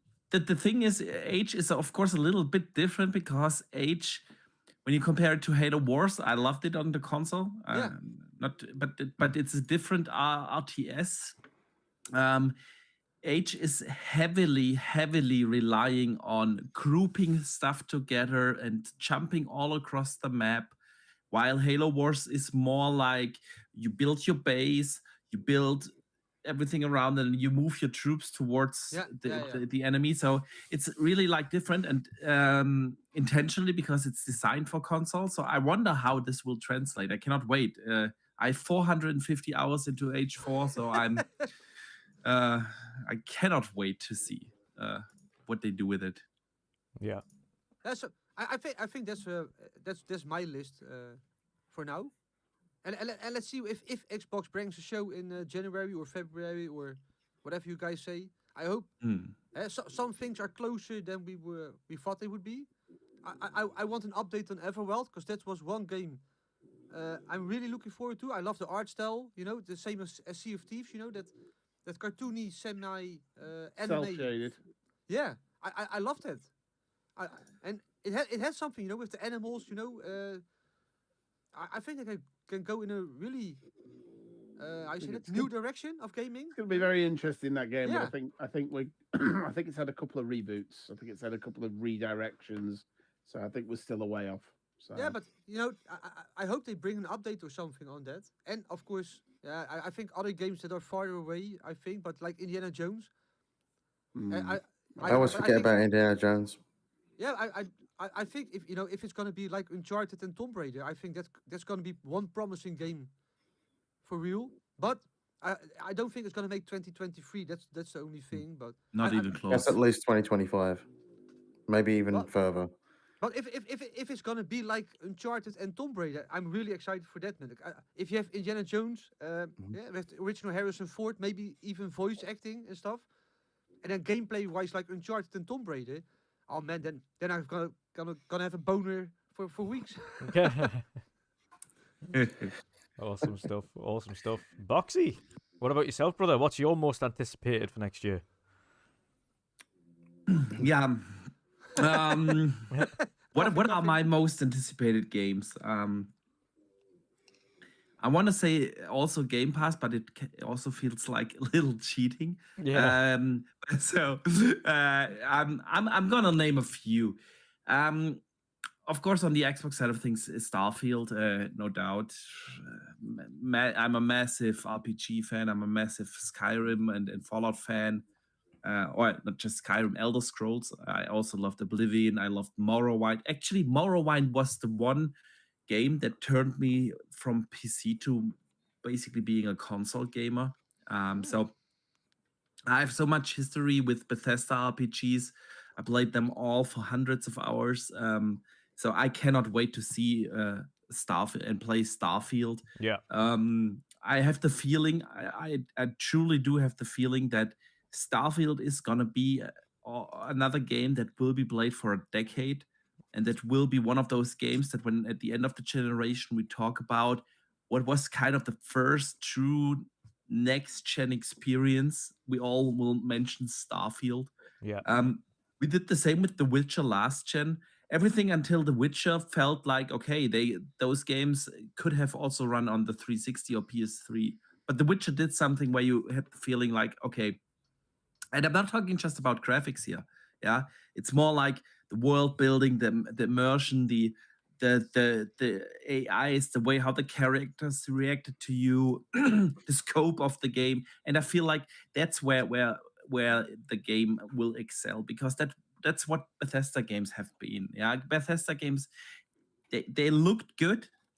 They do. It's not that they are bad looking games, but they're also not pushing the envelope on that side. But what they have always been is like super interactive. In Skyrim, you can touch every object and interact with everything in a certain way. Yeah, it lets you play the game how you want. Like there's like literally millions of possibilities how to play the game. And Starfield will take all of that to the next level. So yeah, I have no feeling Starfield is gonna be a blast. Stalker 2, I want to mention that as well. I'm a big fan of the Metro series, and I love the original Stalkers. It's like, I think Metro goes RPG, and that's what we can expect from Stalker 2. It looks fantastic. We have seen like a good 10 minutes. Pardon me. Yeah, but Boxenberg, are they still working on the game, or is it? Oh yeah. They have resumed. It's gonna come out. It's scheduled for first half of 23, and they recently there were a lot of rumors like that the game gets delayed indefinitely, and the game director came out and shut the rumors down and said they are on track to release the game first half 23. So so they're still working. Yeah. Okay. Yeah. So Stalker 2 is definitely one I'm looking forward to. Then I want to mention Suicide Squad. Rocksteady finally bringing a new game. Not Suicide Squad. Sorry, Justice League. Yeah. Suicide Squad, Kill the Justice League. So that's the title. There we go. The next Rocksteady game. I cannot wait to play that. I'm a massive Arkham fan, so I want to see what they do with that new IP. Spider-Man 2, obviously, if it comes out next year, it's gonna be a blast. Insomniac always delivers. Yeah. Bless you. And pardon me. Bless you. Yeah, thank you. I have to give me 1 second. Yeah. Whilst you're doing that, I'll give a quick shout out to some donations that we got in earlier on. Yeah. So a quick shout out to Kia Sante, who dropped a huge $50 donation before. So a massive thank you for that. Really, really big donations. And his little note that went along with that, of course, was WandrinDutch always doing great charity work. Happy to contribute. Shout out to the entire crew for doing awesome charity work this year. It's not just myself; the whole gang is involved, and it's awesome to see. So, thank you for that big donation there. And Retri jumped in, of course, with a $5 donation as well. Said, "Wish I could have done more. We poor, lol." Every little helps, whether it's $1, whether it's $2, $5, whatever it is. If you've got something to spare and you can spare it, it all goes towards a good cause. So thank you very much, and don't worry how little or how much it is. Everything is better than nothing. So thank you. But yes, Boxy, continue, sir. So yeah, I'm sorry that this damn coughing is like drying out my throat. So. Has us all. Yeah, I took 2 COVID tests, but it's all negative. So I think it's just a cough. But it's yeah, sure. Sure. There we go. What else? Hogwarts Legacy. They had a showcase earlier this today. It looks fantastic. Oh shit! Honestly, I forgot that. Yeah. My wife will kill me. Yeah. You gonna get the PlayStation version with the DLC or that secret code? I'm always getting when it's multiplayer. I'm getting it on Xbox. That's same. Yeah. Just my preferred platform. I don't give about the paid extra DLC or what this one quest. There are hundreds of quests in that game, so I can live without that one. I heard you find Spider-Man in it. But you have to pay $10 CEO of the Year taxes on the game. So Right. That's right. Yeah, and then we get Super Duper Rumble, and then it is like the Forspoken demo. They used those triggers like heavily in that Forspoken demo. Yeah. And it took me like 25 minutes to play through the demo, and the controller was fully charged when I started, and I had to plug it in afterwards. So they did say only 35 minutes of battery life. Yeah. That sounds about right. Literally got like the PlayStation DualSense 2. That's a VTech thing. That's a VTech controller. Yeah. See. I love it. God, you're too much, King. You're too much. Is that the latest Nintendo controller? No, it's the new PlayStation. I mean, the PlayStation DualSense 2. Yeah. It's the Edge, right? PlayStation. That's the Pro controller, right? The PlayStation. It comes Edge with the controller, one, the unpregnant PlayStation. Yeah. Oh, God. So I didn't mention one game that will cost me literally hundreds of hours and a lot of my social life, and that is Diablo 4. Yeah, Baldur's Gate. Ooh, yeah. It's it's gonna consume me in June. So yeah, man, and that's the games we know so far. Yeah. I mean, the question now obviously is what else is gonna come out next year. We have the rumor of course, Mass Effect dropping next year. Not Dragon Age, pardon me. Yeah. Dragon Age coming next year. We have Avatar, the Avatar game from Ubisoft coming next year. There is also Jedi Survivor. Yeah. Forgot about that. Yeah, massive. And then we have a couple of question marks, especially from Xbox. Yeah, Hellblade 2, Yeah. Avowed, State of Decay 3. One of these games is hopefully gonna drop in the second half of 23. We all expect them to do at E3 another, like, here's what's coming the next 12 months. Yeah. And this time it's going to be more exciting because then they have actually games coming also in the first half of the 12 months and not just in the latter half of the 12 Yep. months. Do you So think they're gonna stick with the 12-month thing, or after they close this deal, they ditch the 12 months so the feds aren't watching anymore and they can just actually show you what the future really looks like? Yeah, I That's a hope good the second. I question. hope the second one, because I prefer teasers over nothing, to be honest. So, Right. yeah. It's a good show. yeah, I feel like a good mixture is always what Yeah. it should be. In principle, the 12-month format isn't a bad idea per se, but then you have to have like another showcase that shows something else, shows like the roadmap.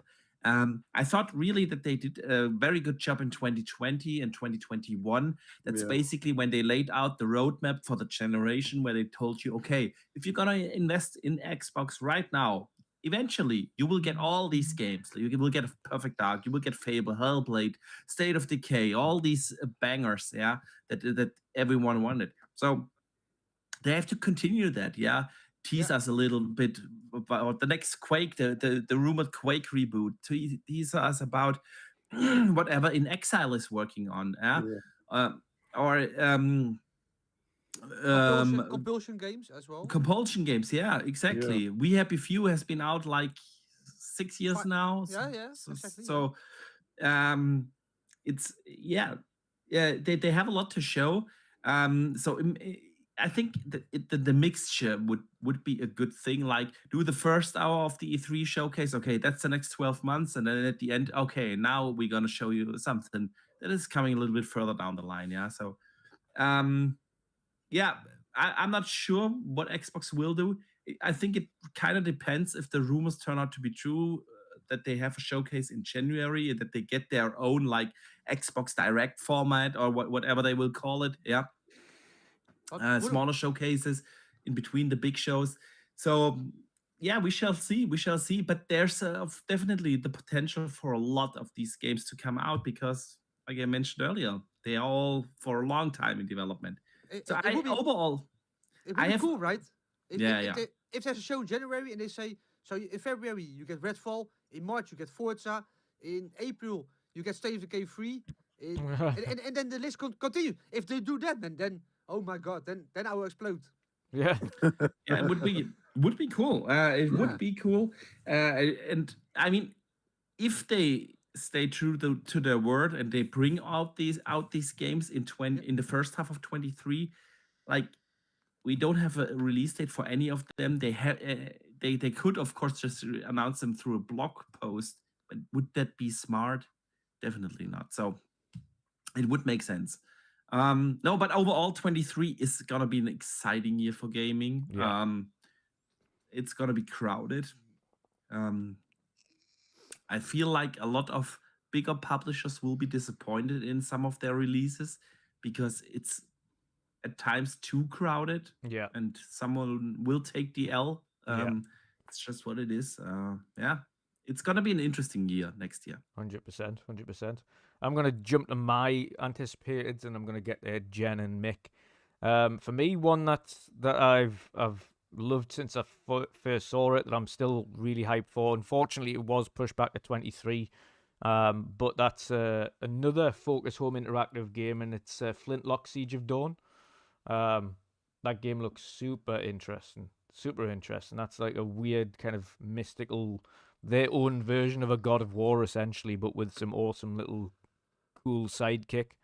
What you'd probably refer to as a carbuncle from Final Fantasy. Looks absolutely awesome. For me, not Spider-Man, because I'm not a huge Marvel fan. I do own Spider-Man on PlayStation. Still play all the way through it. Not really big fan of it, but I appreciate the work that goes into it and how great that's going to look. So, hype for people that will get that. And judging by what I've seen, it is definitely going to be coming out next year. So, people are going to be loving that, no doubt, based on the feedback they've got from Miles Morales and Spider-Man 2018. So, outside of that, of course, Starfield, naturally. I think everybody's super hyped for that. Redfall actually is a surprising one for me because I think Redfall looks really, really good. Looks really interesting. One of the things I actually did like about it that a lot of these 4-player co-op games don't do, like your Dead or Alive, not your Dead or Alives, Left 4 Deads and things like that, is when a character's chosen, that's it. Nobody else can play them. They've already stated as well on Redfall that no matter how many times that character is chosen, everybody can play as the same character if everybody wants to play as the same character. So if you're like that ability and you want to use everybody with the same abilities, then you can do. But just looks super polished already. Looks very interesting. An interesting world, kind of like a Borderlands-esque Left 4 Dead world. So definitely interested in that. As we mentioned, Starfield, of course, that thing's ginormous. I'm already hyped for it, but also dreading it because that game is going to be mammoth. And if I put in as much time as I did into Starfield as I had Skyrim when that released, then we're in trouble. We're in serious trouble because I think if everybody plays that game as much as people played Skyrim, that game's going to be a mega hit.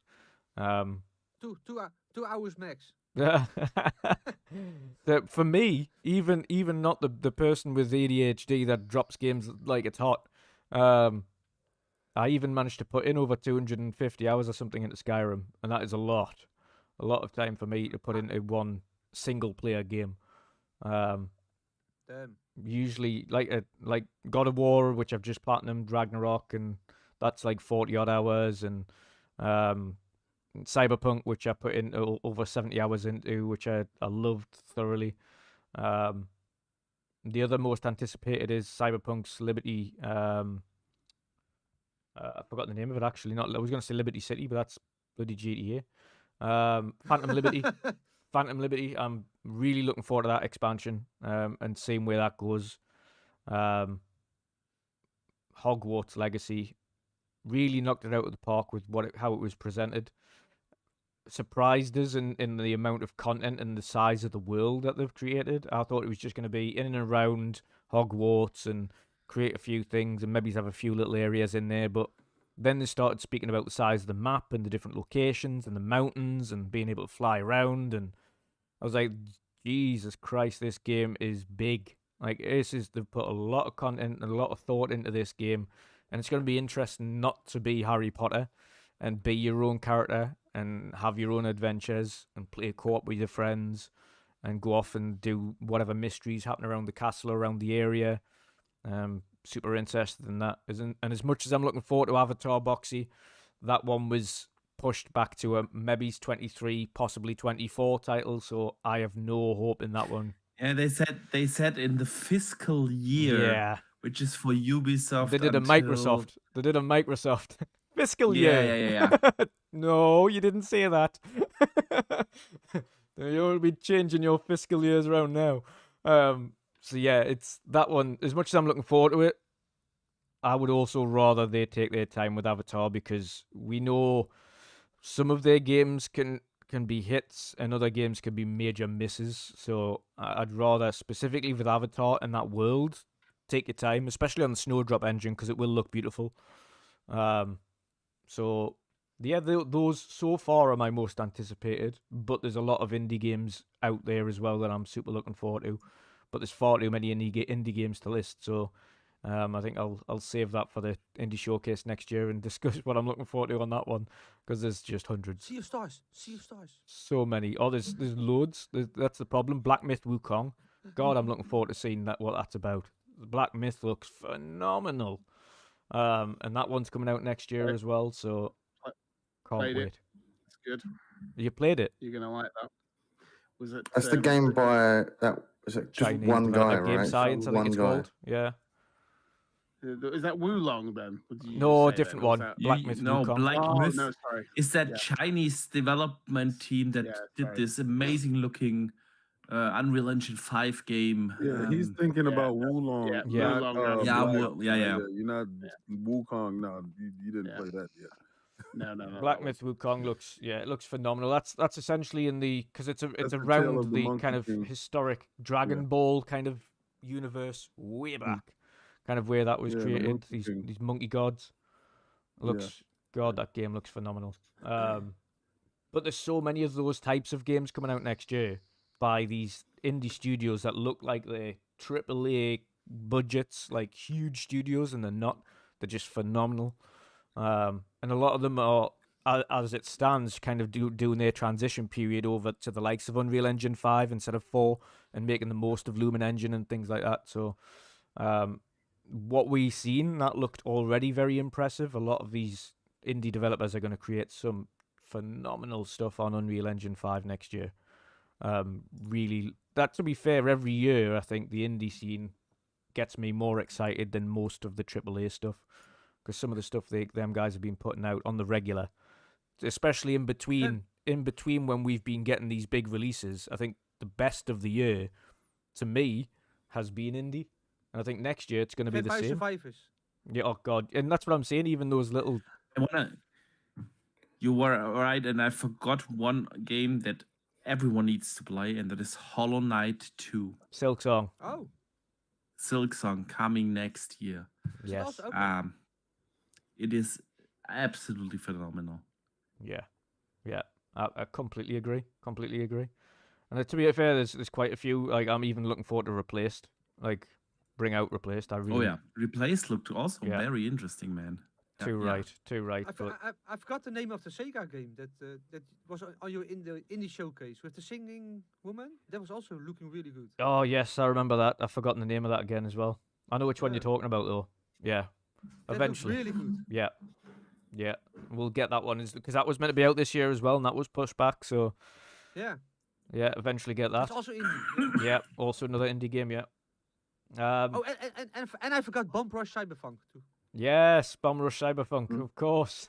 Yes. Of course. To the Jet Set predecessor, the Jet Set Yes, successor. yes. Yeah. Jet Set Radio. Definitely. Jen, your most anticipated for 23. Bring it. My two big ones. Sonic Frontiers. Time out. My two big ones. Definitely Jedi Survivor. Having recently played Fallen Order, after not playing it like when it came out at launch, absolutely loved that game. It's got one of the greatest Darth Vader moments in it towards the end of the game. Spoiler alert. Sorry, should have mentioned that. Yeah. But next to that would be Spider-Man 2.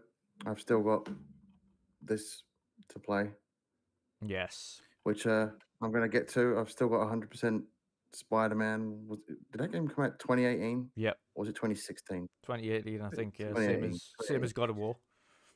I still need to 100% that again, because I got the remastered version of that, which came with this. Yep. But yeah, other than that, trying to think what else comes out next year. Dead Space. Yes. Good show. Like you mentioned, Hogwarts Legacy. That Transformers game, if it's coming out next year, Reactivate. I'm a huge Transformers fan. I've got the steelbooks of all the movies, even the terrible live-action movies. I've even got the steelbook of the 25th anniversary, I think it was, of the old 90s cartoon movie. Yeah. Absolutely love that movie. So yeah, I'm a huge Transformers fan. That's high up on the list if it does come out next year. Yeah. That's an instant get for me. That indie developed zombie game. It's very Division. Yes. Yeah. What was it The called? day again? before. The day before. Yeah. Yeah. That looks like it could be a hell of a lot of fun. Resident Evil 4 remake. That's coming early next year. No one's mentioned that yet, have they? Nope. that's one I'm really looking forward to. Yeah. Resident Evil 4 being one of the best Resident Evil games to have that remade in all of its glory and in their style of the Resident Evil 2 remake and the Resident Evil 3 remake. So I'm looking forward to that. But yeah, it's pretty much all I can think of that I'm really looking forward to. Yeah. Street Fighter 6. Not a huge Street Fighter fan. I'm more of a Mortal Kombat fan myself, but Street Fighter 6 looks really interesting. It's got some cool stuff going on in there. There's some mini games as well that reminds me of one of the older Mortal Kombat games that you could do mini games on. Yeah. So yeah, but those are really all I can think of that are gonna get my time. Yeah. Awesome stuff. And Mick, your most anticipated for 2023. Come on, let's hear it. I've got a few here actually. Deliverers Mars. Yes, Looking good forward shout, to that. Boxy. How did you miss it? True that. True that. Yeah, that's one. Delivers the Moon was a great game. So really excited to see what they do with that in the future. So yeah, that's one of them. Another one would be sort of not so much looking forward to it because of what it is, but just to see what the accessibility is like. Minecraft Legends. Mm-hmm. Obviously, we play Minecraft Dungeons with Sightless. Yeah. Is a completely blind gamer, in case you didn't know. Yeah. King Lord. Yeah, he's completely sightless, and there are only a few games that we can easily play online on stream with him. There are other games, but they require different types of accessibility. Sometimes using Parsec and things, so somebody will do some of the work for him, and he's pressing the buttons. But Minecraft Legends is one of the, Minecraft Dungeons, I should say, is one of those that we can play together. So I'm interested to see what Minecraft Legends is like, and see whether that's another game we can add to our list of games we can play with him. Yeah. So that should be fingers crossed for that one. Some of the bigger games, Hogwarts Legacy. I'm a big Harry Potter fan. Love Harry Potter. So when that got announced, was very excited for that. Yeah. Not interested in the DLC on, Yeah. on Sony. Doesn't bother me in the Yeah. slightest. I find most of the time when they put things on there, it's only the sort of thing you only use at the beginning of the game, and then it's redundant anyway. So Yeah. you find something better. I was going to say they even do that in God of War, to be fair. They're like, get the deluxe edition of God of War, such and such. You Yeah. get this armor that's useless halfway through the game. Thanks, guys. So, Especially when you fight those berserkers. Yeah. Yeah. Oh, yes. Skulls and Bones. No. No. As well, all I can say is I was on the beta. It's not on my radar. So we'll leave it at that. Yeah, it's another one is I always like the Dead Island games. So Dead Island. I forgot about that. Dead Island 2, yeah. I'm delayed excited again though, for wasn't that it? Uh-huh. Yeah, I think it only got put back a month or two though. It's not a massive delay, but At least it wasn't another 8-year delay. at least it's yeah. Yeah. But to be fair on that game, they came out with a release date and nobody was expecting one. Yeah. You know what I mean? I think everyone was Yeah. thinking. I was sitting there thinking, here it is again. Here it Probably is. never To gonna grace come. our We're presents to never come Yeah, out. exactly. We're probably never going to see this game. And then they literally went, no, here's a date. All right, okay. Let's see if you can stick to it. And The obviously, gameplay looks pretty good as well and a lot of fun. I'm looking forward to that. Dead Island games aren't exactly. They're not exactly the most well-made games on the planet, but they are one of those games that's just fun, especially if you've got somebody in it. If you're in co-op, Yeah. you can have hours of fun in those games. Just crafting all sorts of crazy weapons and just running around mindlessly smashing zombies. I just remember playing it co-op with a few friends and doing the kick you can do. Yeah, you jump kick thing. Yeah. Just Yeah. just I run Just the four of remember- us doing that to one of the big zombies was hilarious. with the first one, I remember buying it because they did that thing of releasing it in the summer when Yeah. there was nothing available. You know that period during the summer when they don't think people play games, or they used to anyway. Don't so much these days, but in that sort of summer period, there was nothing to play, and they released Dead Island 1 about 3 weeks before anything else was available. And I just walked into the shop and said, "Yeah, go on, try that. Let's give it a go."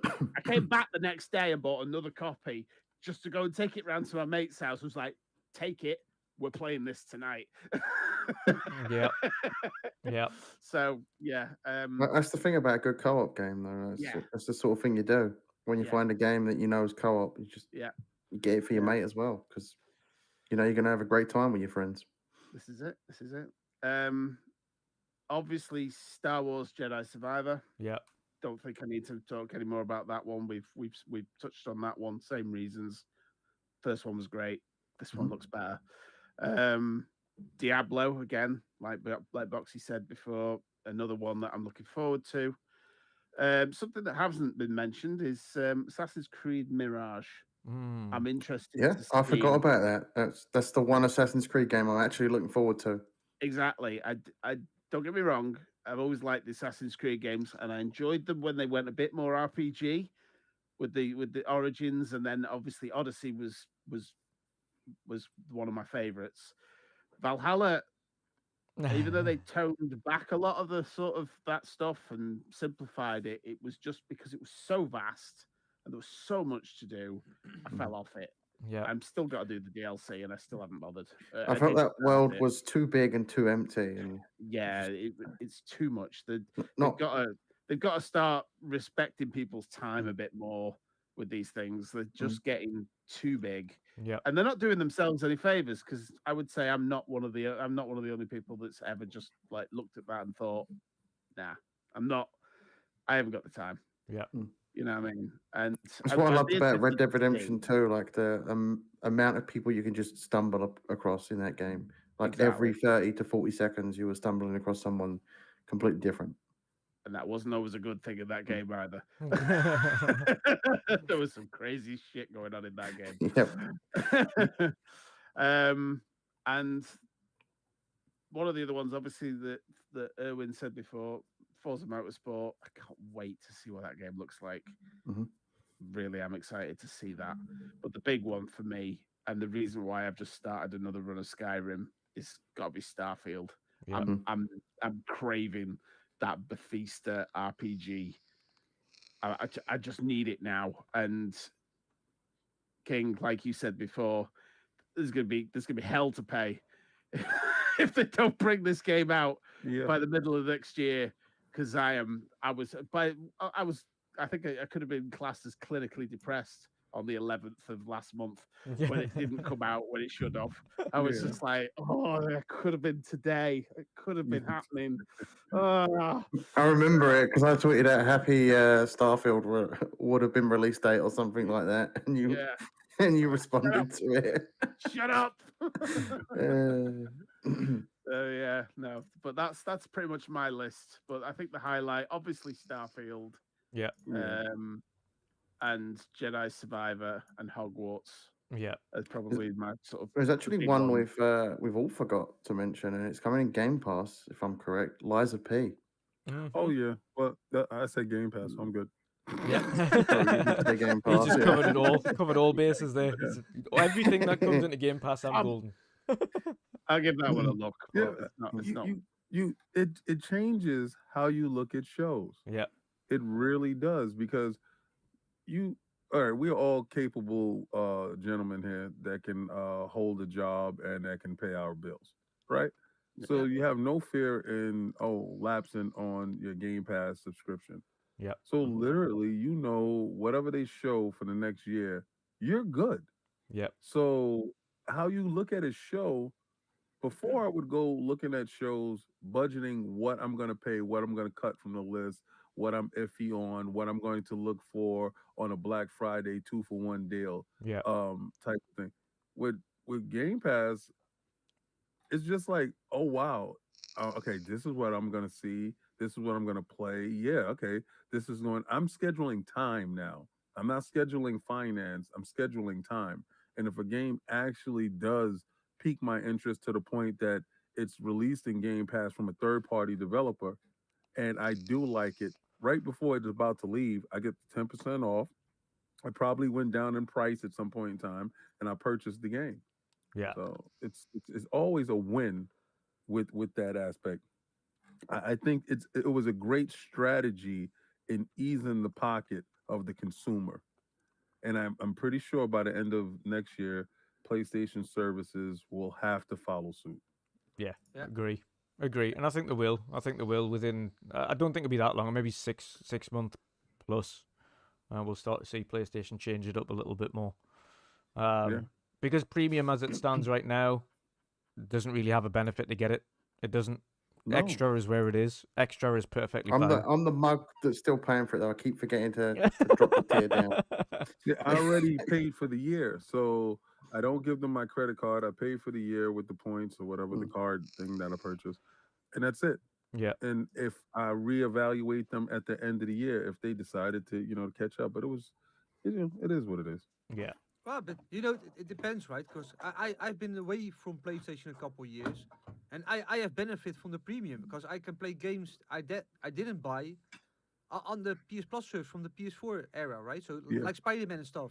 So I can pay 60 euro or dollar or pound or whatever you call it a year, but I can play games that cost 60 as well. So Yes. I'm fine at the moment. Yeah. I can play God of War, I can play Spider-Man, I can play The Last of Us. I'm good. Awesome. Awesome stuff. But that wraps up episode 100 as well for the Midweek Mix-Up podcast. It has been an awesome 100 episodes. Awesome guests. Of course, King gracing us again for one of our major milestones. So hugely appreciate that. This is actually the ultimate and the end of the Midweek Mix-Up for 2023. There will be more streams, of course, from myself over the course of this year. 2022. Yeah, 22, that's right. Yeah, 2023. we're coming back in 23. Don't worry. This He is said, the "What? last 23?" Midweek Mix-Up for this year. But we will have a few more streams before Christmas and after Christmas. And, of course, we will return back in January for the Midweek Mix-Up episode 101 and start again from there. It's been an Xbox absolute Showcase. blast. An absolute blast podcasting with all of you gents this year. And to all of our community, again, thank you so much for your support this year. It's been absolutely amazing. Of course, remember the rest of this week we are still streaming for the for both charities, for both Villa Europe and Special Effect, and of course the big 24-hour show on Saturday going through till Sunday. So make sure you tune in for that. But let's get into our outros. First and foremost, Boxy. I know you have to shoot as well, brother. Obviously work again tomorrow. Exactly. But let people know where they can find you and where they can see your next show. Yeah. First, again, congratulations to 100 episodes. That's really, really awesome. And cheers to the next 100, right? Yes. Cannot wait to be back here. In case people don't know where to find me, it's easy. It's Boxenberger everywhere. And tomorrow we're gonna have the podcast on my channel over at the Boxenberger channel, the World of Gaming. Yes. First time in 1440p. Yes. It's gonna be quality stream now. Yes. So yeah, cannot wait. It's gonna be fun. We have some cool topics to talk about that a lot of people missed this week.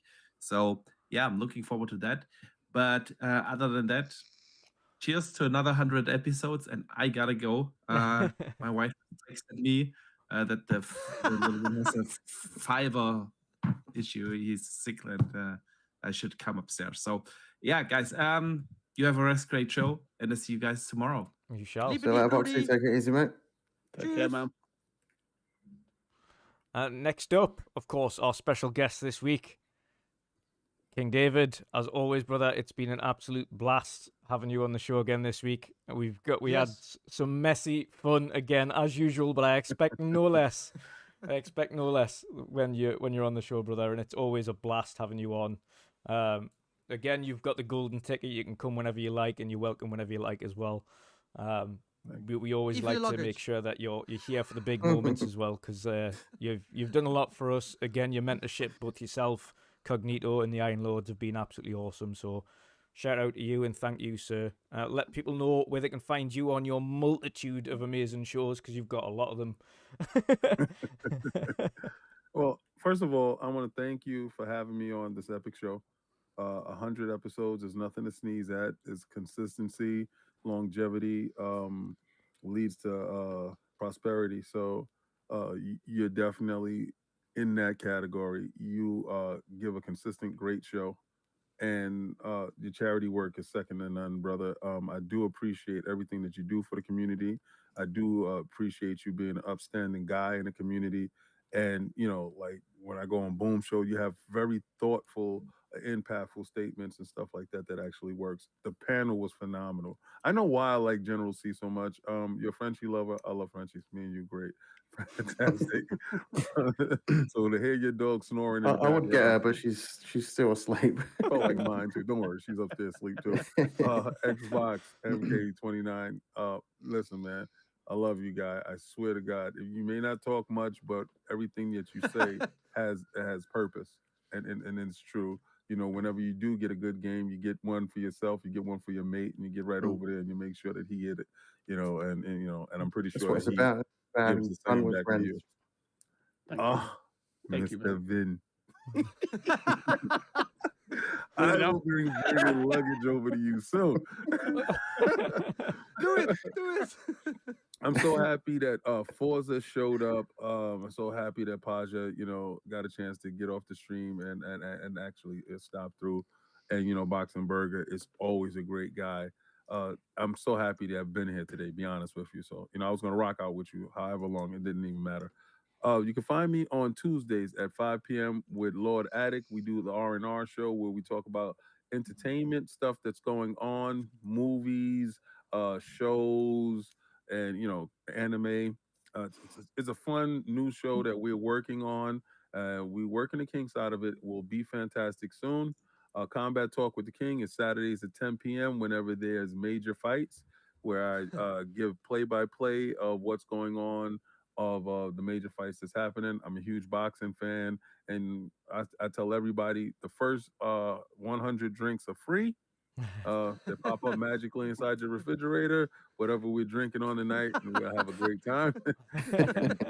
Sundays is ILP, that's Iron Lord's podcast at 1 p.m., where you can find me, Lord Cognito, Sovereign, and Lord Attic talking about whatever's topical in the gaming spectrum, from Nintendo to PlayStation to PC, and definitely I'm talking about Xbox. So come join us, have a good time, and every opinion is valued and welcomed. So come through and have a good time. Awesome stuff, and thank you once more, King. It's always a blast having you here, and I thought of course, nobody else, especially when I'm thinking of a 100th episode, to bring yourself along. It's always the first name on my mind. We've got to get King in for this one. It's a big show. He's got to be Thank here. you. So appreciate it. Love you, King. Yeah. Love you too.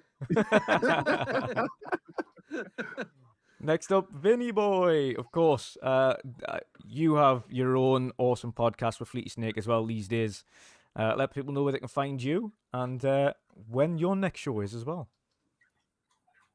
Yeah, you can find me with Fleety Snake on youtube.com/FleetySnake every Sunday. I'm not there every Sunday. Depends on my work, as the same as when I'm here. Yeah. I work 24/7 shift, so I can't make it every show everywhere. Ooh. Yeah, sorry, King. Is it 24/7? No. I mean, yeah, I have morning, evening, and night shifts. Okay. I'm a docker. I work in the Rotterdam docks. So. Oh, that's what's up. Yeah. So, but I'm usually found there, and if the general summons me on Wednesdays, bashing Sonic, I'm here as well. Yeah. Yep, it's either Sonic or I say Scalebound 3 times and Vin shows up. Yeah. Skillbound, yeah.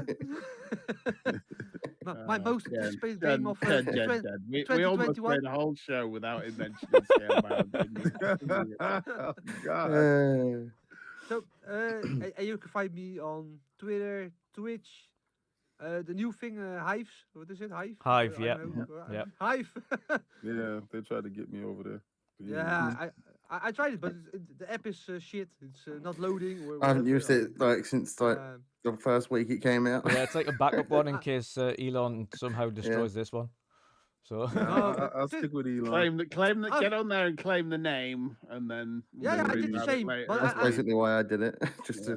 to get the name in case. Twitter is still the best, you know. So I'm gonna stick to Twitter. yeah, But and then you can find me on everywhere as the same name, you know, on Twitch, OnlyFans, Pornhub, you name it, fake taxis, whatever you want to call it. I'm everywhere as Hurtafin. The Sonic fan club. You've missed this, haven't you, King? Said OnlyFans. Oh my god. Yeah, I have a tattoo of Dr. Eggman on my ass. You can see it over there. It's no. only $4.99. It's only $4.99 a month. He's like Christopher Judge. Get him off the stage. just start playing the music really loudly. 2 seconds. I know, right? He couldn't get the hint to save his life. And furthermore, I want to thank everybody for donating to the charities. Yes. We are at £338 or euro or quid for special fact, and we are 11.19 for Villa Joop. So thank you all for that. Love you all, much appreciated. Yeah. And thanks for having me again, my bullshit here. So It's always good fun, Vin. It's always good fun. You know it. I'm happy I was together with the king. That's I love the king, man. That's fun. We had That's a fun great shows. time.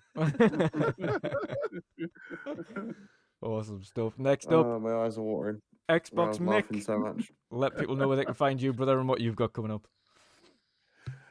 Yeah, thanks, man. Yeah, so we have see you Tuesdays, every Tuesday with yourself and Jen and Chris and anybody else that comes along for the show, Yeah. where we discuss the game and other things that are going on in the gaming community when Yeah. we can. And other than that, at the moment, Sundays with Sightless Combat, streaming whatever games, you know, Sea of Thieves, Minecraft Dungeons, Gears of War, pretty much anything that can be has got some half decent accessibility. Yeah. And that's about it at the moment. Not much in the way of unboxings going on at the moment, Yeah. unfortunately. Yeah. Too many other things being bought. Christmas time. Can't justify. Can't get away with buying myself things at the moment. So yeah, there's not a lot of that going on. But yeah, so you can find me in the usual places: Twitter, YouTube, Hive, Xbox, all under the same name, Xbox Mick29. Awesome stuff. Awesome stuff. And last but not least, the General C, of course, my tiresome co-host who's going to be very tired come Sunday. Let people know where they can find you, I'm brother. looking forward to it. I'm excited. Can't wait. Can't wait to play the games with the community and get into the huge list of games we've got planned for that entire 24-hour stream. It's going to be a blast. We're both going to be extremely tired by the end of it, and we're not going to know what we're doing in the games like we did last year when it came to It Takes Two. Yep. We're probably going to need to enlist the help of Pat if he's available to help us. Yeah. So yeah, that's something to look forward to. Is the 24-hour stream for the charities. Yes. And yeah, again, congratulations on episode 100. There's to another 100 plus. And thanks to King for coming out. Thanks to Erwin and Hertog Vim for showing up. It's awesome. Thanks. It's a big week for us. Big week for all of us. Yeah. Yeah, and I'd like to say congratulations as well. I forgot to do that at the end of mine. Well done, Dutch, for steering the ship for this long. It's been a pleasure. I've not been in it like Jen. Been sort of in it for a while now, but not since the beginning. But I was watching since the beginning, and it's an honor to be here. And and Mick, King. you congrats on the 20-year marriage anniversary. Thank you very much. We're not married. It's not married. We've been married for 12 years, but we've been together for 20. So. Okay, like that. Okay, yeah. You've been married. I was married previously. Oh, so so yeah, right with you. Moving on. And also, was it also 20 years? Yeah, mine was 20, and I said bye. Really? Yeah. Yeah? It happens. Yeah, you wake up one morning and say, I don't like you no more. How old are you, King? Oh, you'll never know. I'm as old as Sonic. Oh, okay. Oh dear me. But no, massive Where appreciation. can we find you, Dutch? Where can we find you? You can find me absolutely everywhere. So you can find me you can find me here, of course, at WandrinDutch, for of course the Midweek Mix-Up podcast, which was every Wednesday evening. You can find me every Thursday evening for World of Gaming with Box and Burger. You can find me every Wednesday evening for Primetime Gaming with Boom. You can find me every Tuesday for Save Tuesday's Playcast.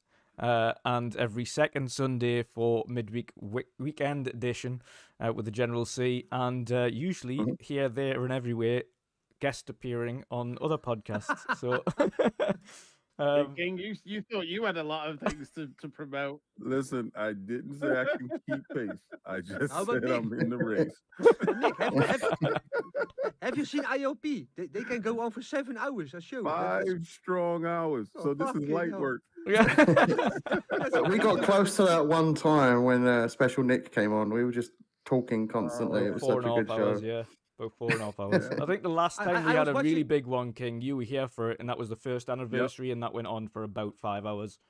5 hours. Yeah. Mhm. And I think I was watching the ILP on a night shift, and it went longer than my night shift. Yeah, That was the 6-hour and show. You was driving home and we were still on. yeah, That was crazy. that was the six don't and know a how you half hour guys do show. that, Yeah, man. that was one of the Yeah, 6.5 craziest hours, shows yeah. I've ever been part of. That was a great show, man. It was. It's a history maker. That was a big show that did big numbers. A lot of big Yeah. guests. A lot of big personalities. And a lot of big It's- opinions. but we had to rotate so many different people in, Yeah. and there's so many great opinions. You know, it's gonna take 6 hours. Oh yeah, absolutely. Yeah. It was awesome. It was absolutely awesome, and I'm looking forward to seeing the next big, because there will be a big news drop like that, and there's going to be another big yeah, show. BK. January 4th. January 4th, guys. Yeah. Oh, that's Well, gonna be if you ever great. need a small guest, I'm more than game to jump on if you need one. Yes, sir. Talk to Cognito. He does the booking. Yeah. I just do the Sony slander.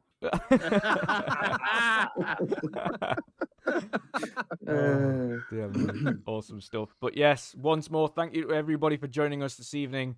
Again, join us for the rest of our charity streams this week. That would be much appreciated. Until then, though, have an awesome Christmas and New Year, and we will see you all again in the new year as well for the Midweek Mix-Up podcast.